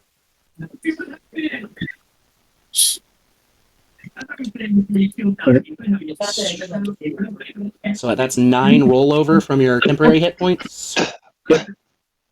Oh my god! Oh my god, we dealt damage to Wrath finally! It's true. Wow. Oh no, he'll actually be able to roll a hit die on a short rest. It's also true. You can hear as this black pudding was going at you. You can kind of hear sloshing and slimy noises echoing through, and it sounds like they're starting from the ceiling, but you don't actually see anything up there yet. And I gotta double check this. Oh yeah, you all can hear that. Did I get my attack because it came within range? Yes, you get to make your attack because of that. That is an 18 to hit. That hits. 12 points of bludgeoning damage, and I need it to roll a Constitution saving throw, please, as I will initiate the thunder in the staff. 16 on the save. How much was that damage again? 12 points of bludgeoning, Right. and it fails its save, so it is stunned. All right. Okay. With that, that's the black pudding's gelatinous cubes move, and yes, you hear more slimy slurping, and unfortunately for you, Tempest, the damage for its ability is dealt at the beginning of its turn. So you take another 21 acid. 21? Yes. Entering it is not as painful as being stuck in it. I'm at 21 now. You're at like a third of your hit points. Uh-oh. Tempest doesn't look so good as her non-magical clothing is being eaten away at. Doesn't look good. They barely see my hands. That will bring us back to the top of the chart. Oh no. That brings us back to the top Undertaker with is coming. Twilight. I got my boomerang, damn it! I'm done. Your boomerang has been completely dissolved at this point. Son of a bitch. How far away is Tempest from me? Don't sound too excited. 40 feet? She is 40 feet away from you? And with my wingspan? You My have a flight? speed 30. Regardless of whether you're flying or on foot, you have a speed 30. So, you'd have to take your entire turn just to get over to her. Actually, that's not true, because the gelatinous cube moved with her. I forgot all the cubes moved towards you guys. Yeah, you can get to her in your move. And you're going to try to pull her out, I'm guessing? Yeah. I'm gonna use my rope. My magic, let's see. The rope of mending? I think that's the one. I have 2 ropes here, so The rope of mending is the one that fixes itself. yeah. Let me see. 'Cause I have 2 ropes here. One's The other one's non-magical. It's going to get eaten away at. okay. Yeah, we'll do the rope of mending. Okay, you toss it in. Tempest. Give me a strength check real quick to see if you can manage to push to grab it. The strength check? Yep. Modifier and all that. Yep, D20 plus modifier. I'm gonna be dead naked, goddammit. 16, you are good. You are able to grab the rope. Now, Twilight, you have to make your strength check, which is a D20 plus 6. 1d20 plus 6. 20, yay! Sweet. Yes, you are able to yank her out of there without hurting yourself in the process. With that, Captain Flowers, it is your turn. You are currently able to get some flanking on that black pudding, though.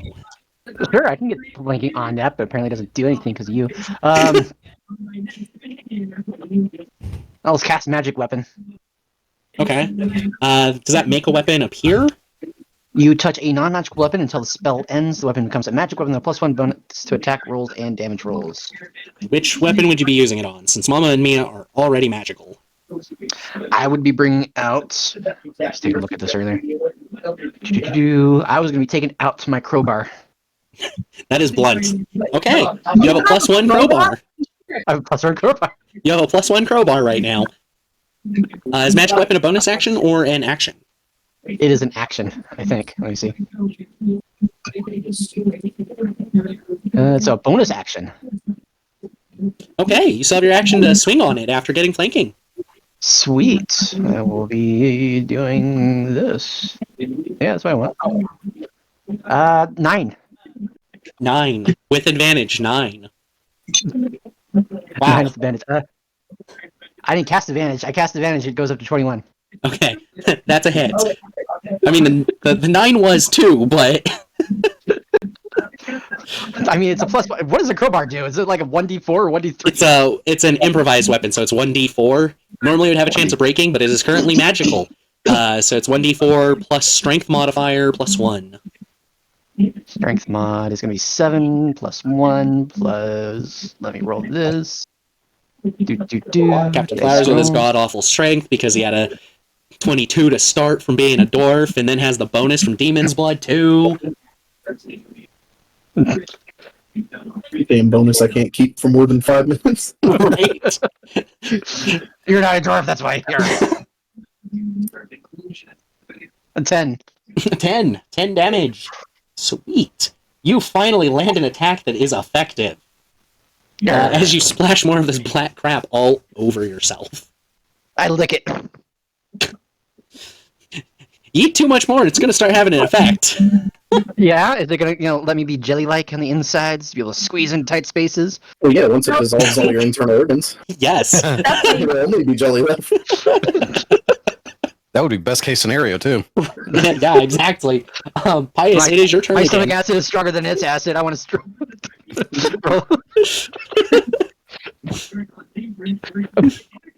Well, I'm going to roll intimidation with my stomach acid on that. You can't intimidate stomach acid. I can do it. My stomach is amazing. how far is Tempest from me? Also, I'm sorry, I wasn't paying attention. Did she get healed at all? She did not get healed. She got pulled out of the cube, though. Okay. And... Cool, nice car, dude. Anyways, you moved up, right? You moved up 20 feet. Yes. So that would put you...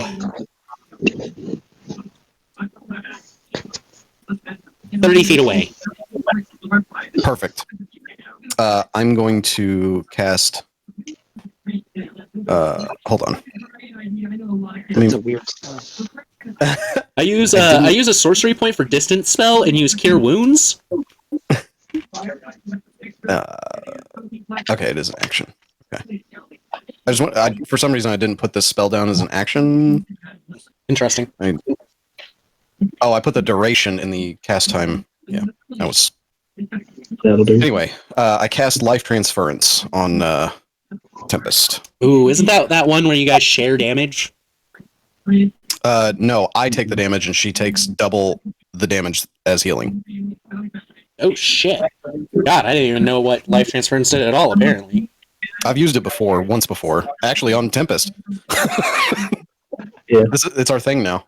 That is... 6. Did you not use it on me once? No, I think it was... I've only used it once, and I think it was on Tempest.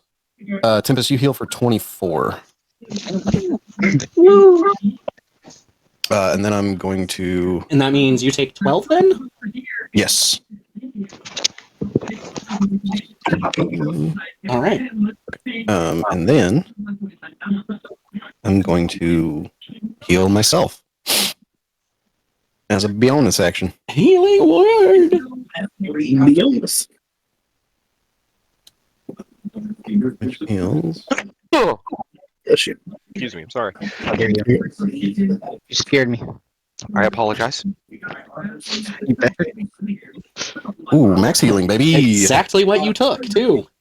Full I'm health nuts. again. It was meant to be. And that's my turn. All right, with Pius done, the Hermit is up.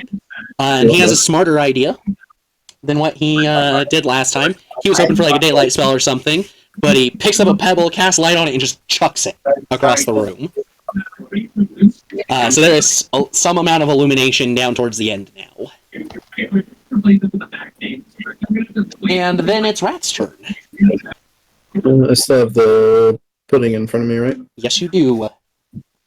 Like, what was the point of the light pebble? Like, what was the point? So that you could see on the other side of the room?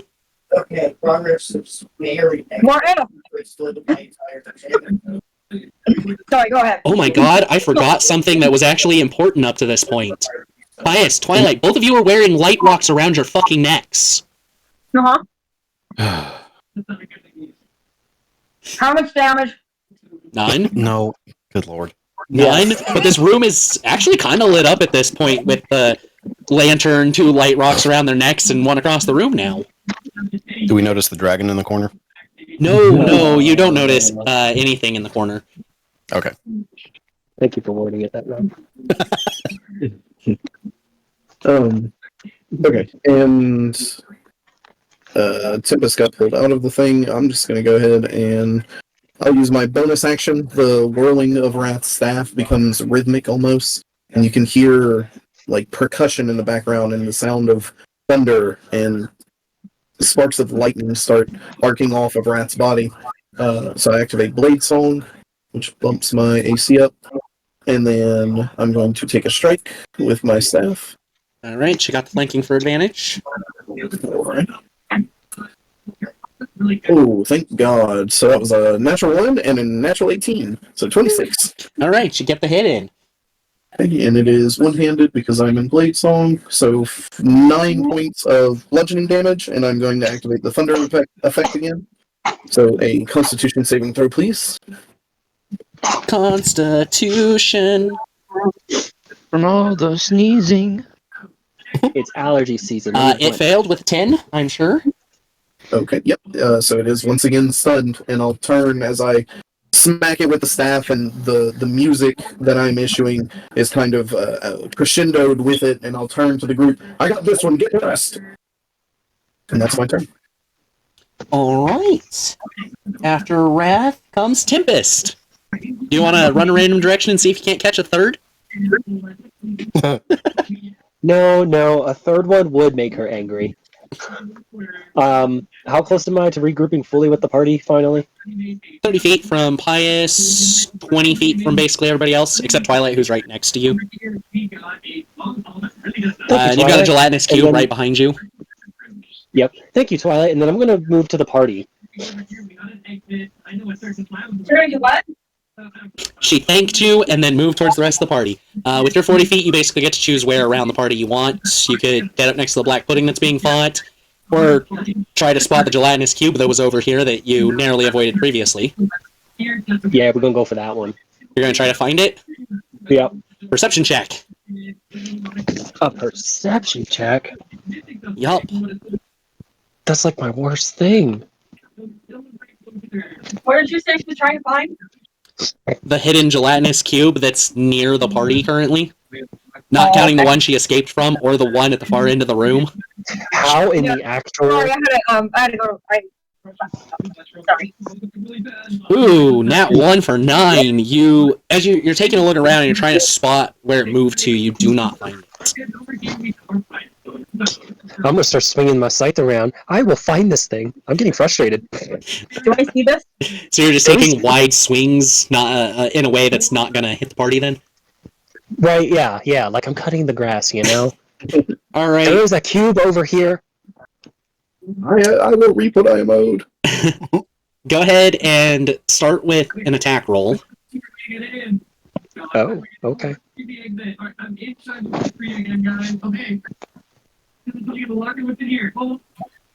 And then roll a D100 for me real quick. 20% chance it's actually within your reach. Because I just kind of was like, I went a random direction that's kind of towards the party.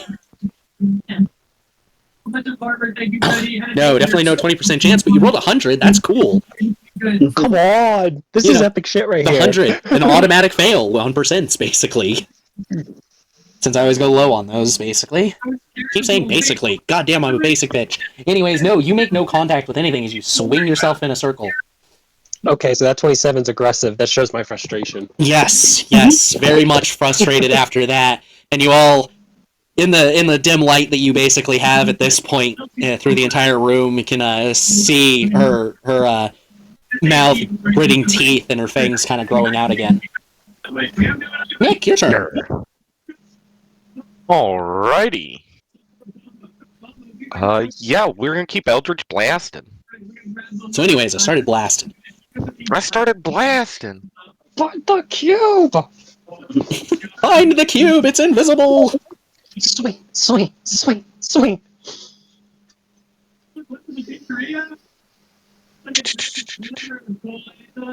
I was trying to see if there's any way I could make it visible. Give me a second. I don't think I have Fairy fire. I don't think I have it prepared. Oh, how to find invisible enemies? Fairy fire. Twilight. Wonder who has fairy fire. I do have that. I Yeah. didn't think that it would work. It lets you see invisible things. That's like literally its point. That is exactly what fairy fire does. Is let you see invisible things. It's like one of my spells is like, you can't do that. You can't do that. You can't do that. Yeah, because you try and use it to catch things on fire, and it's not built for that. Okay. Oh no. Oh no. Oh no. She switched out fairy fire for something else. Nice. Tempest is screaming. What are you doing, Nick? Hey, I guess I'm just gonna try and see if I can figure out where it is. I'm Eldritch blasting, but it's gonna be at disadvantage, isn't it? Roll a perception check. Okay. 22. 22. You hear and spot it. You notice a slight movement in the air through where it is, and you can attack at regular roll. Okay. 22 to hit. That hits.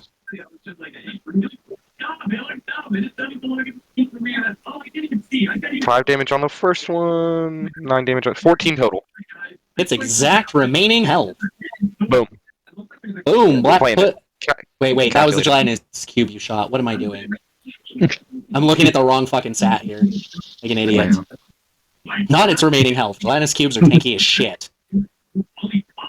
But it does become a little more opaque now. I'm an idiot. If someone has a plot point, they could just be like, "Oh no, Twilight actually prepared that spell today." Oh, I'm first out. All right. I have one, but I could use it to make it to where I prepared it today. Nick, that would make it that would make it the Ooze's turn. The black pudding immediately in front of Wrath and Captain Flowers and all that is stunned. You hear some more slithering, slimy sounds throughout the tunnel. And Twilight, make a dex save. Dex save. Oh. Damn, I just exited that out. Dex save. You got like a +6, I think, so I don't think you have proficiency. Yeah. 9! You still have 2 luck points if you don't think that's good enough. No, I'm good. You're good. Alright, you are gonna go ahead and take 6 bludgeoning and 18 acid. And I'll point it out because you try to use it all the time. Absorb elements works on acid. Right. Can I do that? Yes, it is a reaction. Oh, okay, well, I can do that. Yes, so you will take half the acid damage, so you only take 9. So 9 bludgeoning, 9 acid for 18 total. Thank you. Oh, I'm not max health 9, so... You were at 69 prior to this, and then took 18. You're at 51. Also, I just realized your max hit points are 69. Yeah. Uh-oh. She just at this time she seemed extra beautiful for the last like couple of days. Yes, the black pudding has fallen on you. With that, yes, that is what happened. Is the black pudding dropped from the ceiling onto you, pulling you down to the ground with it. As you kind of took acid and it slumped off of you. And now you get to make another dexterity save.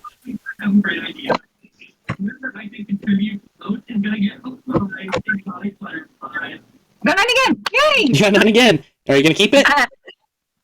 I'll re-roll it. No, I'll keep it. Okay. I like my double rolls. You have been engulfed by that gelatinous cube that was right there. And you take another 5 acid damage, seeing as you still have the resistance from absorb elements. So you took 5 more acid. And you are now inside of the gelatinous cube. Tempest, you need to make a dexterity save as well. Yes. I cannot math tonight. You are at 46, Twilight. Thought it was 51. You were at 51 and then took another 5, so you're at 46 now. Okay. Tempest, 17. You dodge out of the way as the gelatinous cube that Nick just hit, the one that you were looking for, tries to engulf you. You successfully stay out of it, though. I'm over all of your little shits. That brings back to the top of the turn order for Twilight. So I've been engulfed. So, Yes. Can I just try eating it while I'm in here? Eating it? Yeah. I'm not going to tell you no, but this thing is burning your skin right now and dissolving you. Probably not good to eat, but if you want to give it a try. I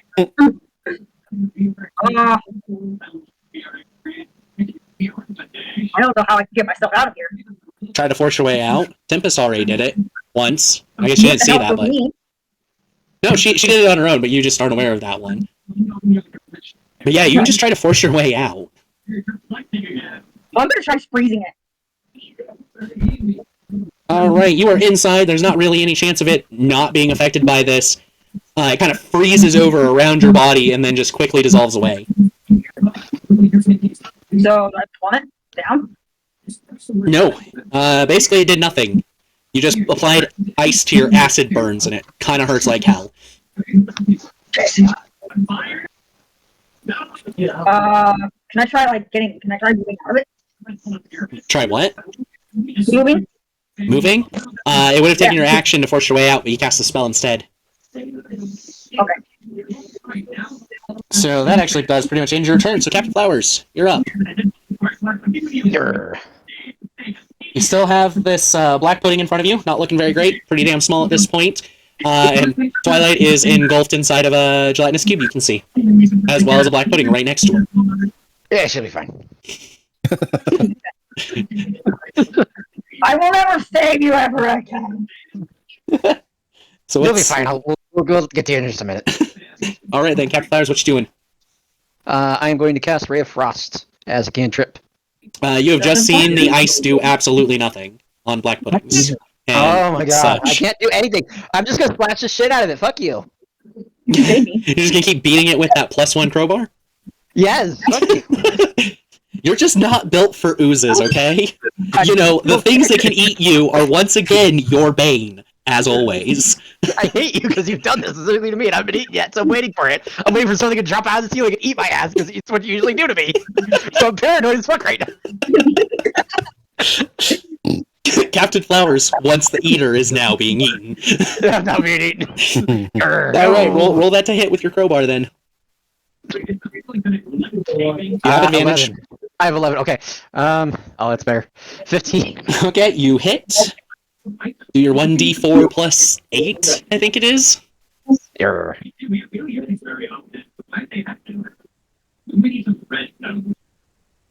Well, ooh, max damage. You splash more of this black stuff all over you. It's so good. Let's more off. It is still there though. So after Captain Flowers is Pius. Is there any way I can get within 10 feet of all of these things at the same time?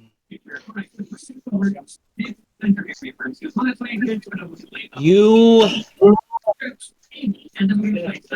could either get within 10 feet of both of the gelatinous cubes, the one that went after Tempest and the one Twilight's in, and that black pudding, or you could get the 2 black puddings and the gelatinous cube next to Tempest. There's just like a 5 foot too much on the 2 outers to get them all. Okay, I'm gonna take the group of 3 then. 2 groups of 3. 2 black puddings in a gelatinous cube, or Yeah, 2 gelatinous cubes in a black pudding. I'll do the 2 gelatinous cubes Okay. and the black pudding.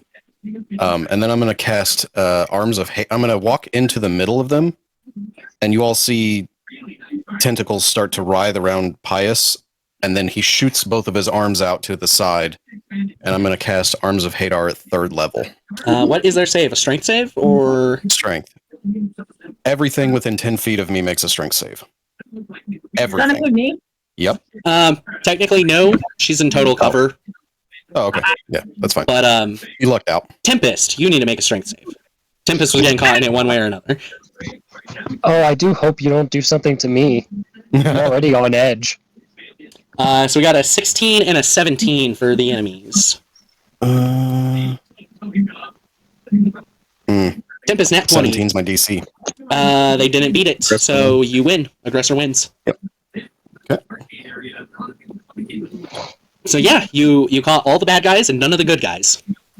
Good. As you cast the spell based on Dylan. Hello, Arms. That's what I was hoping for. 18 damage. Damn.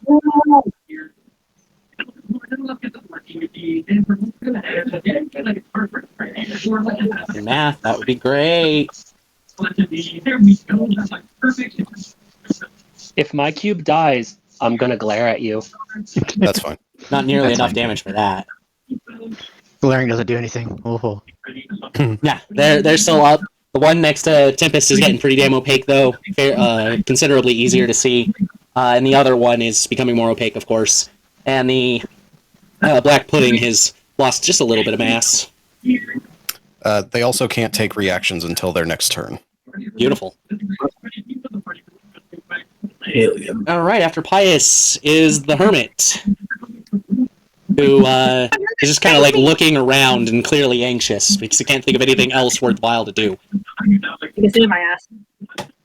He has received no such direction and does not think of doing so. Yes. That makes it Rat's turn. I'll do the same thing I've been doing and smack at this black pudding in front of me. Where's my staff? That's a 19 to hit. That hits. 10 points of bludgeoning damage and a Constitution saving throw, please. It bursts. Oh, okay. How far away are the other ones? You're about 5 to 10 feet away from the gelatinous cube next to Tempest, and about 15 away from the 2 with Twilight. Okay, I'll start moving over to the ones by Twilight. Okay. And that's my turn. Tempest, your turn. You're gonna slash the thing you know is immune to slashing. God damn it, that's right. I'm gonna shoot it in the face from right there in front of it. Thank you. Thank you so much. Fucking jelly people. Oh, shit, what was that one again? A 7? No, 8. 8. You 16! You hit for your 1d8 plus 5.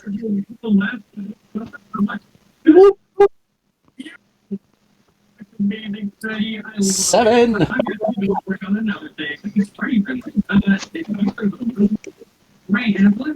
Alright. You want to take a bonus action and try punching or kicking it?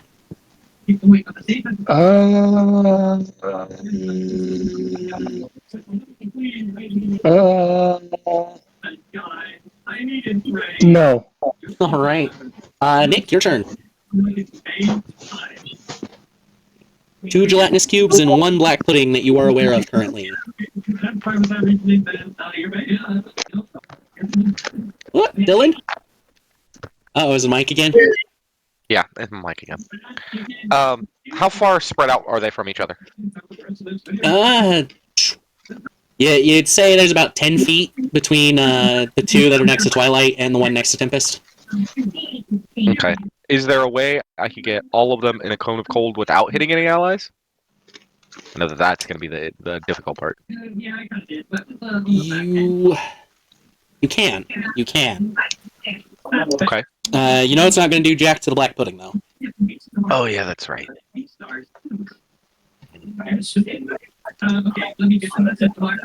gonna do fireball. I'm just gonna Eldritch Blast this black pudding. Let's get this thing out of here.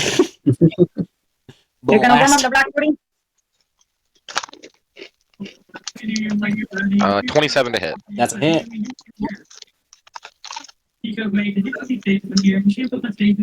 Ooh, 8 and a 9. So 17. All right. It's getting noticeably smaller.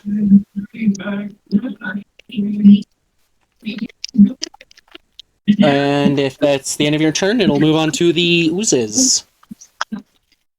Which means Twilight, you take 21 damage from inside of that thing. Does that have max or no? You would have to cast Absorb Elements again. I will cast it. Okay, so that means you take 10. The black pudding and the gelatinous cube with Twilight both move up to you, Pius. The gelatinous cube is large enough to fit 2 creatures in. Beautiful. Dex save, Pius, and Tempest, dex save from you as well.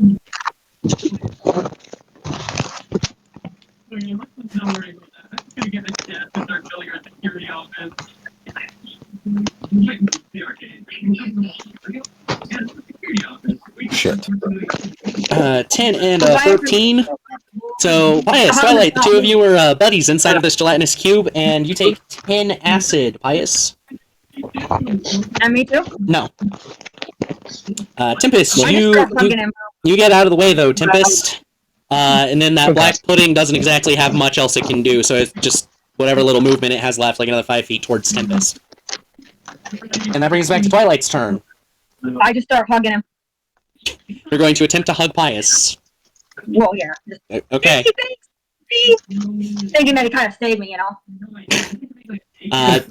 Twilight and Pius are both in it, and Twilight tries to kind of sort of get a hug on you before pulling her arms away.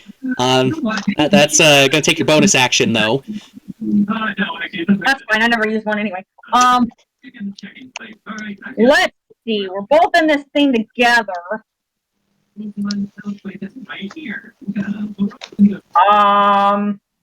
I wonder. Kind of screws everything up. I'm gonna try to fly out. You're gonna try to force your way out? Strength Yeah, check. I'm gonna fly out. Strength check. You got a D20 plus 6. You literally can't fail. I just realized that. Yes, you can. Yes, you can.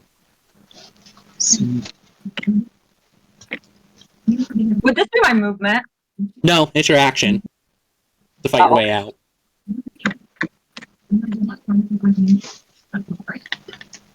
I got a 10!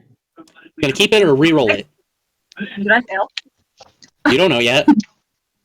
I'll re-roll it.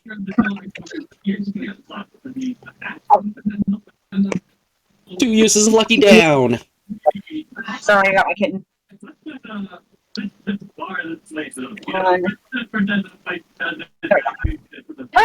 Yes, you successfully force your way out of it, and then you are capable of moving if you would like. Yeah, I'm moving. Which direction? Towards the party, or over to that other side of the cavern that Tempest has been in, but no one else has? I'm going towards the party. Alright. Captain Flowers, you're up. The black pudding you were fighting is done, but there is still black pudding and 2 gelatinous cubes that you are aware of and can reach. I'm gonna go towards the other one that I can reach at and start beating it. Alright, beat that black pudding. I'm gonna beat it real good. Roll to hit. No That's advantage. 13 that's 13 plus 7, so 20. That hits. Yeah. 1d4 plus 8.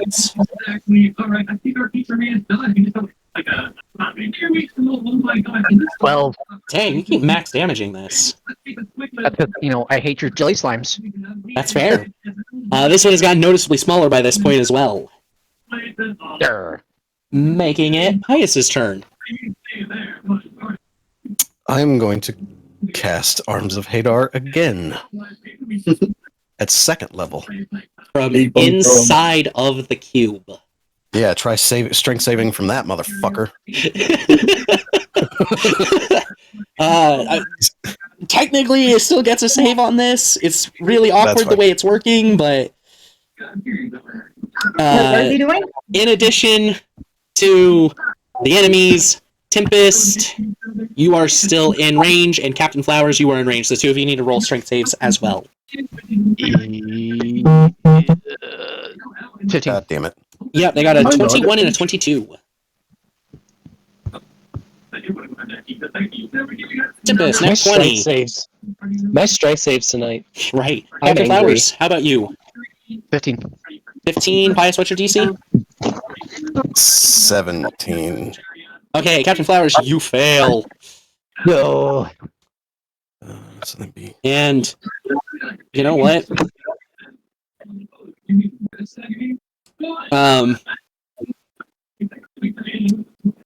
The Hermit's going to go ahead and actually cast a spell as a reaction. Oh. Oozes fail as you see this chain of silvery barbs form over their bodies. Did he fail or The succeed? slimes failed. Oh, okay. So slimes take 16. And so does Captain Flowers. Flowers take 16. Is Arms of Hadar a half damage save or just no damage save? Oh, it is, yeah. It is half damage. So Tempest, you still take 8.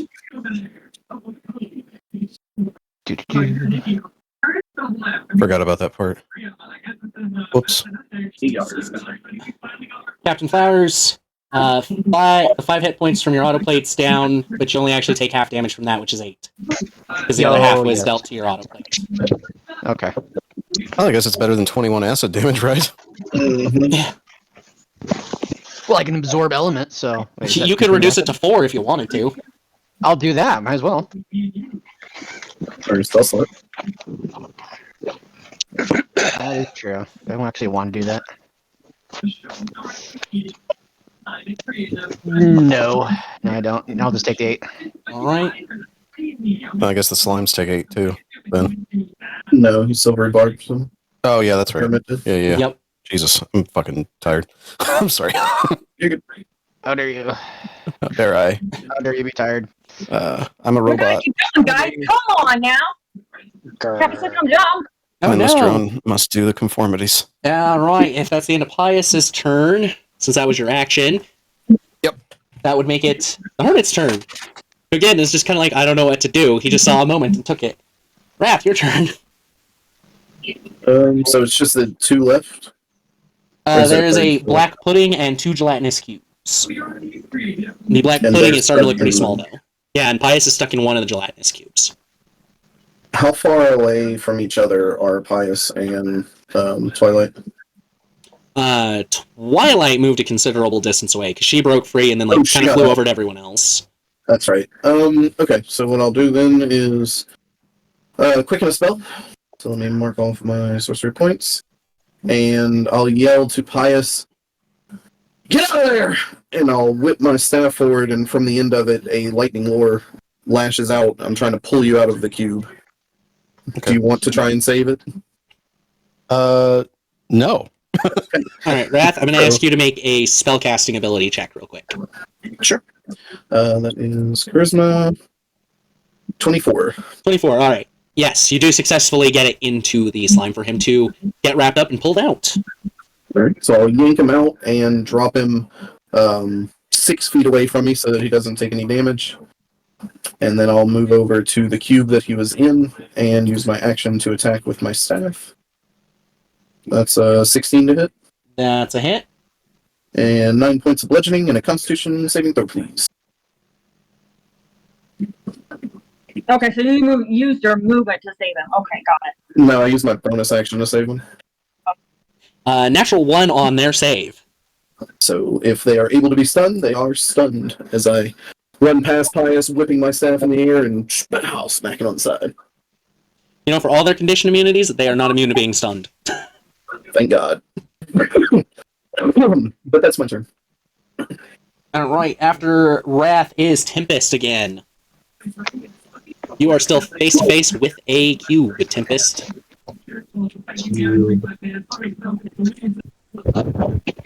Must shoot cube.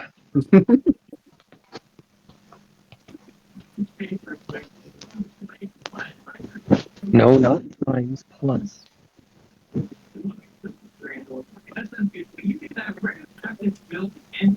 That's a hit. Yeah. 1d8 plus 5 again.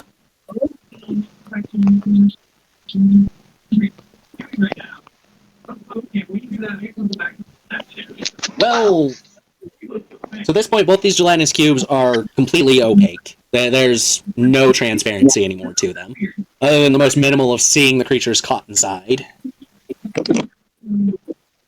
Well done. Cool. It's still alive though, right? Yes, it is. Ah, damn. If I touch it, it'll hurt. Yeah, The choices to be had when fighting oozes. Nick's turn, though. All right, guys, I'm gonna Eldritch Blast. No way. Nah, dude. I know. Why the fuck you lying? You're right. Chill touch. Let's go. Stop it. And it's not cold. It's necrotic damage. It's fine. Oh yeah, that's right. Although I would do it on one of the cubes, right? Gelatinous cube. They're all pretty. Yeah, the two gelatinous cubes and the black pudding, all three of them are pretty beaten up. Yeah, I'm gonna just get one of these cubes out of here. Chill touch or Eldritch Blast? Chill touch. Right. What's the save? 17. No, that's a hit. Okay, that hits. Mm-hmm. And it's 2d8, so 4 damage. Nice. Shrivels up just a little bit before kind of popping back into shape. Right. Then let me look through all of my bonus actions again that I have. Oh, who's low on health?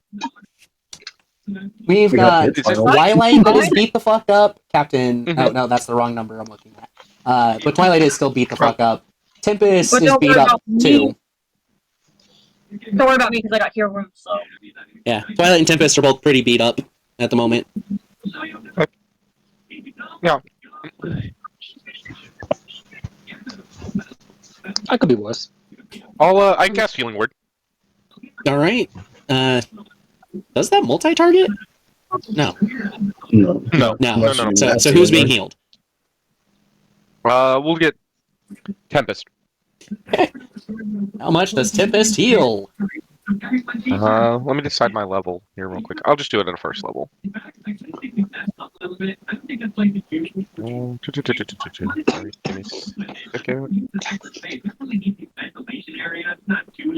6 health. 6 health. All right, Tempest heals 6. And this makes it the enemy's turn, which means Bias, you take 21 acid damage inside of No, I this. yanked him out. Oh yeah, you're right. You Yanked him did. out. You did. Forgot about that. Now we're getting towards the end of the session. I got you, baby. Okay. That means instead, Tempest and Pius both need to make dexterity saves. Wait, even though I ran past him to get to the cube. Oh. If you got in between him and the cube, then you need to make the strength or dexterity save. Okay, yeah, because I pulled him towards me and then ran past him. 9. 9. 9. You both get in. Hold on. Do I get something? I think I might have advantage for blades on. Hold on. Sorry. Walking speed advantage on acrobatics. Nope. And plus 30 con. So nope. All right. Yeah. So Tempest, Wrath, you are both engulfed and take 10 acid damage. All right. Okay, Tempest is now ticked. Yes, Tempest is definitely full-blown ticked at this point. And you are all becoming overtly aware that fur has sprouted across her entire body and her ears have pointed out excessively.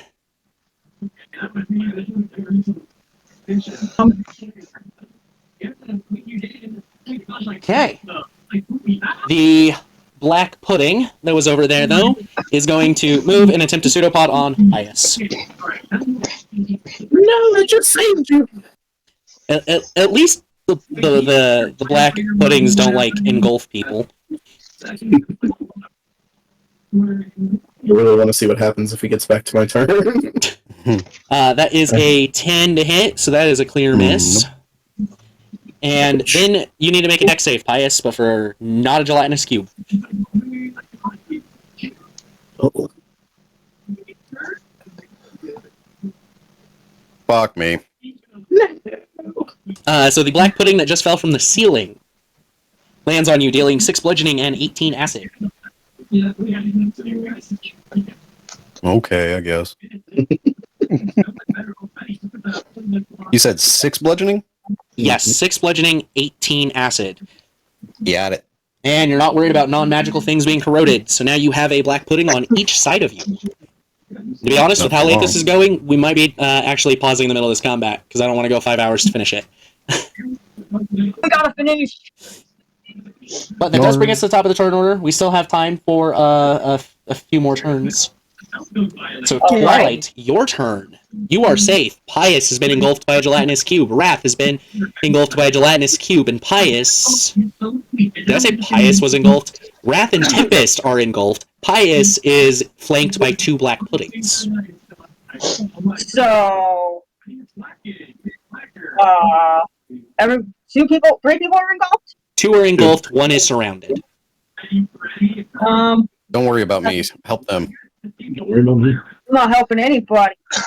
That's fine. I heard that. Nobody was there for me. What does Twilight do? I'm going to do it. Star is going to do it, okay. Yes, I have 10 rechargeable of the insect thing. Yes, you still have charges on that staff of swarming insects, and it's starting to look a lot worse than before. So I have 10 of those charges. I can use 1, and I'm going to actually do. What is the one that likes to do? Are you looking for like the swarm of like locusts or? Yes, thank you. Okay, so not every ability is only 1 charge. First of all, that one is more charges. How much is that? 5 charges for insect plague. Okay. And so may I use a spell to go along with that too? that would be your action for that to use the staff. That's a Constitution save for all the enemies in the area, and you can catch all 4 enemies plus Pius in it.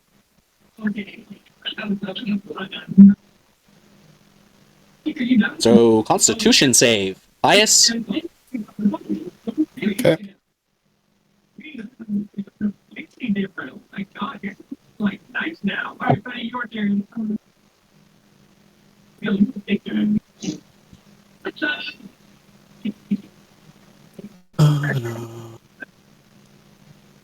And another silvery barbs goes off on these fucking slimes.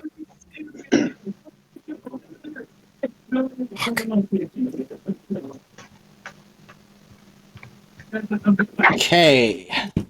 So, 4d10 is what you need to roll, Twilight.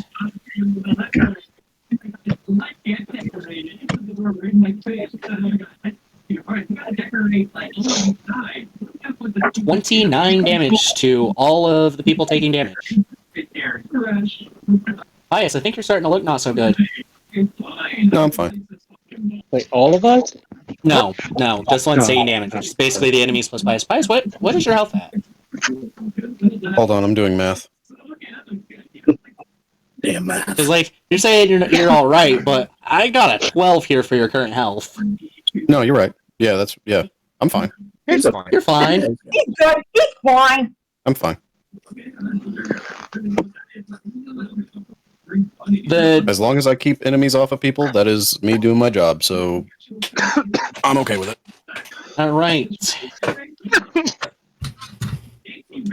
So, newest black pudding is Yeah, those swarming insects have managed to eat a whole bunch of it. The 2 gelatinous cubes of black pudding that were there before all just kind of dissolve down, which does put Tempest and Wrath now in the swarm of insects to now make a save. Constitution saves. What about the cubes? Cubes are gone. You failed? Yeah, I got a 13. That's fail. Pretty sure that fails. Yeah, Twilight's got a pretty high DC. Yeah, Tempest and Wrath both fail, so that is also 29 damage to each of you. Cool, I got 4 hit points. Once again, Twilight coming in as the MVP for the enemy. But that does leave you just this one enemy, and Twilight, you are perfectly capable of just dropping this spell so that it is no longer hurting your allies. Because you just watched 3 of the enemies die. Yeah, I guess I'll drop it. Okay. With that, it is Captain Flower's turn. So with that being said, is everybody is there still people in the cube? No, the gelatinous cubes are dead. There's 1 black pudding left. I think it's more Captain Flowers. It's Captain Flowers. What are you gonna do? Charge! Charge! Okay, go smack it. Roll the hit with that magic crowbar. I'll go You got hit the with crowbar. With the crowbar. The crowbar of ooze smashing. You take my jib. Nat 20, it becomes permanently enchanted! No, it was a 9. I wish. A 9 total? 9 total. 9 total. You do have advantage for flanking. Okay, I'll take that. Nat 20! Yo, 21. 21 to hit. Roll your damage. The 1d4 plus 8.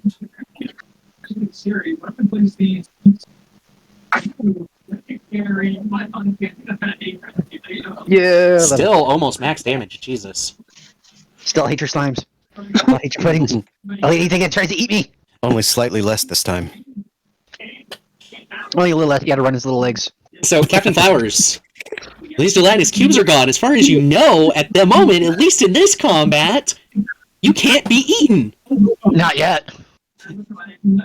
That does make it Pius's turn. So we still just got the 1 black pudding, huh? Yep, and you have flanking on it with Captain Flowers. Good. Eldritch motherfucking blast, baby. Yeah. Nat motherfucking. Alright, that makes it 20 plus 2d10. Hold on, I want to flavor this. You want some salt? My ass. That's all he says, and then he fires Eldritch Blast.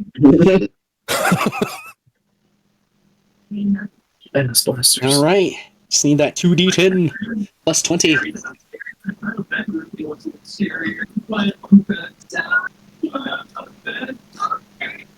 Two threes? Are you shitting me? Yo. What in the actual balls is going on, dude? And this is why we're using the crit rule like this, though, right? Because if you'd rolled 4 threes and gotten 12, how pissed would you have been? Pissed enough to uninstall Pius completely. Deuce would take over, and you would never see Pius again. I'm installing Linux, motherfucker. All right. Pius's lights turn red, and then hello. Oh, shit. So his black pudding is barely still standing. It has gotten tiny. The hermit still just does nothing as he looks around as if waiting to be told what to do. And Wrath, it is your turn. He's so useless. He's so useless. Somebody just fucking step on this thing. Wrath takes himself up out of the remains of the cube, brushes himself off. Fucking insects. Walks over to the black pudding, and he's gonna just walk over and just one-handed over the top, try and smack him with the staff. All right. You have advantage. Oh, okay. Nope, still 23 to hit. Right, that's a hit. Still get the damage. 8 points bludgeoning and con save if he is not dead. Not dead, and rolls that con save.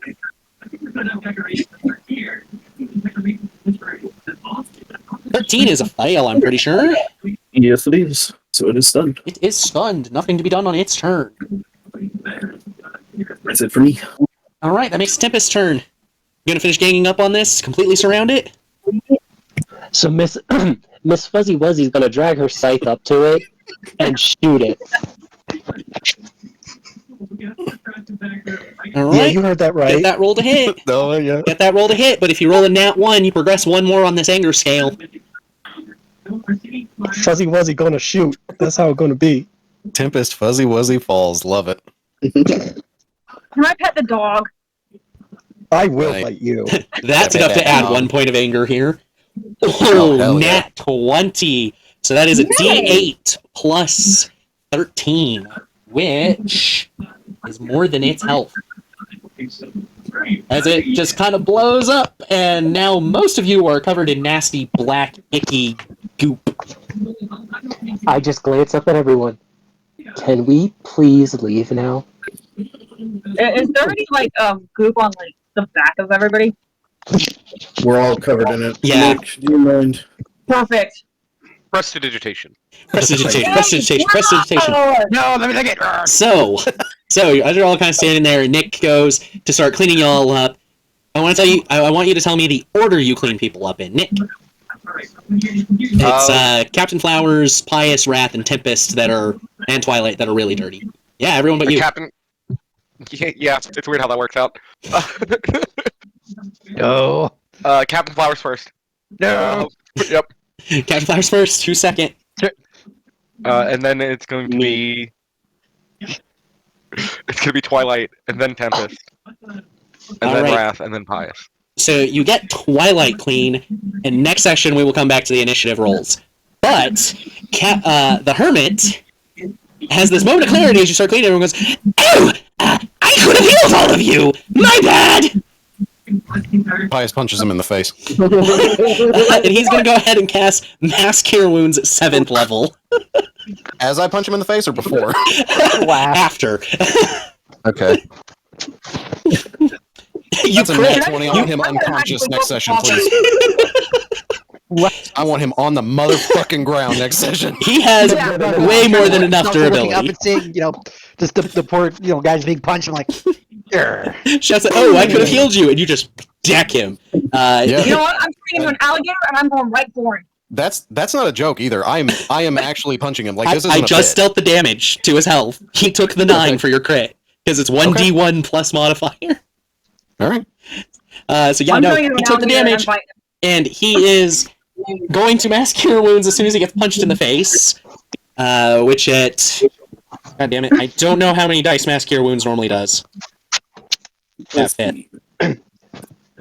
So I need to state, when he gets punched in the face, he's like talking still and communicating, but his face is like indented like the cartoons. Yes. So it's like really muffled voice. It's just a crater. It's sunken in. You can't see the face anymore.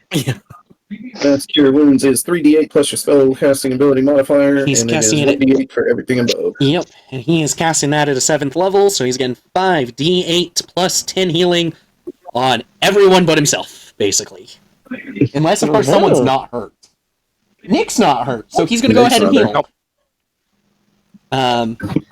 37 hit points recovered for everybody in this moment. Cool. Oh, much needed. So yeah, we will come back to finish up this combat and the exploration of these tunnels, as there is still a whole second map to them. Alright. So everyone that's watching, thank you so much for joining us. Go ahead and copy this raid message of ours, ready to get over there. And I love you! Bye bye, Kuba!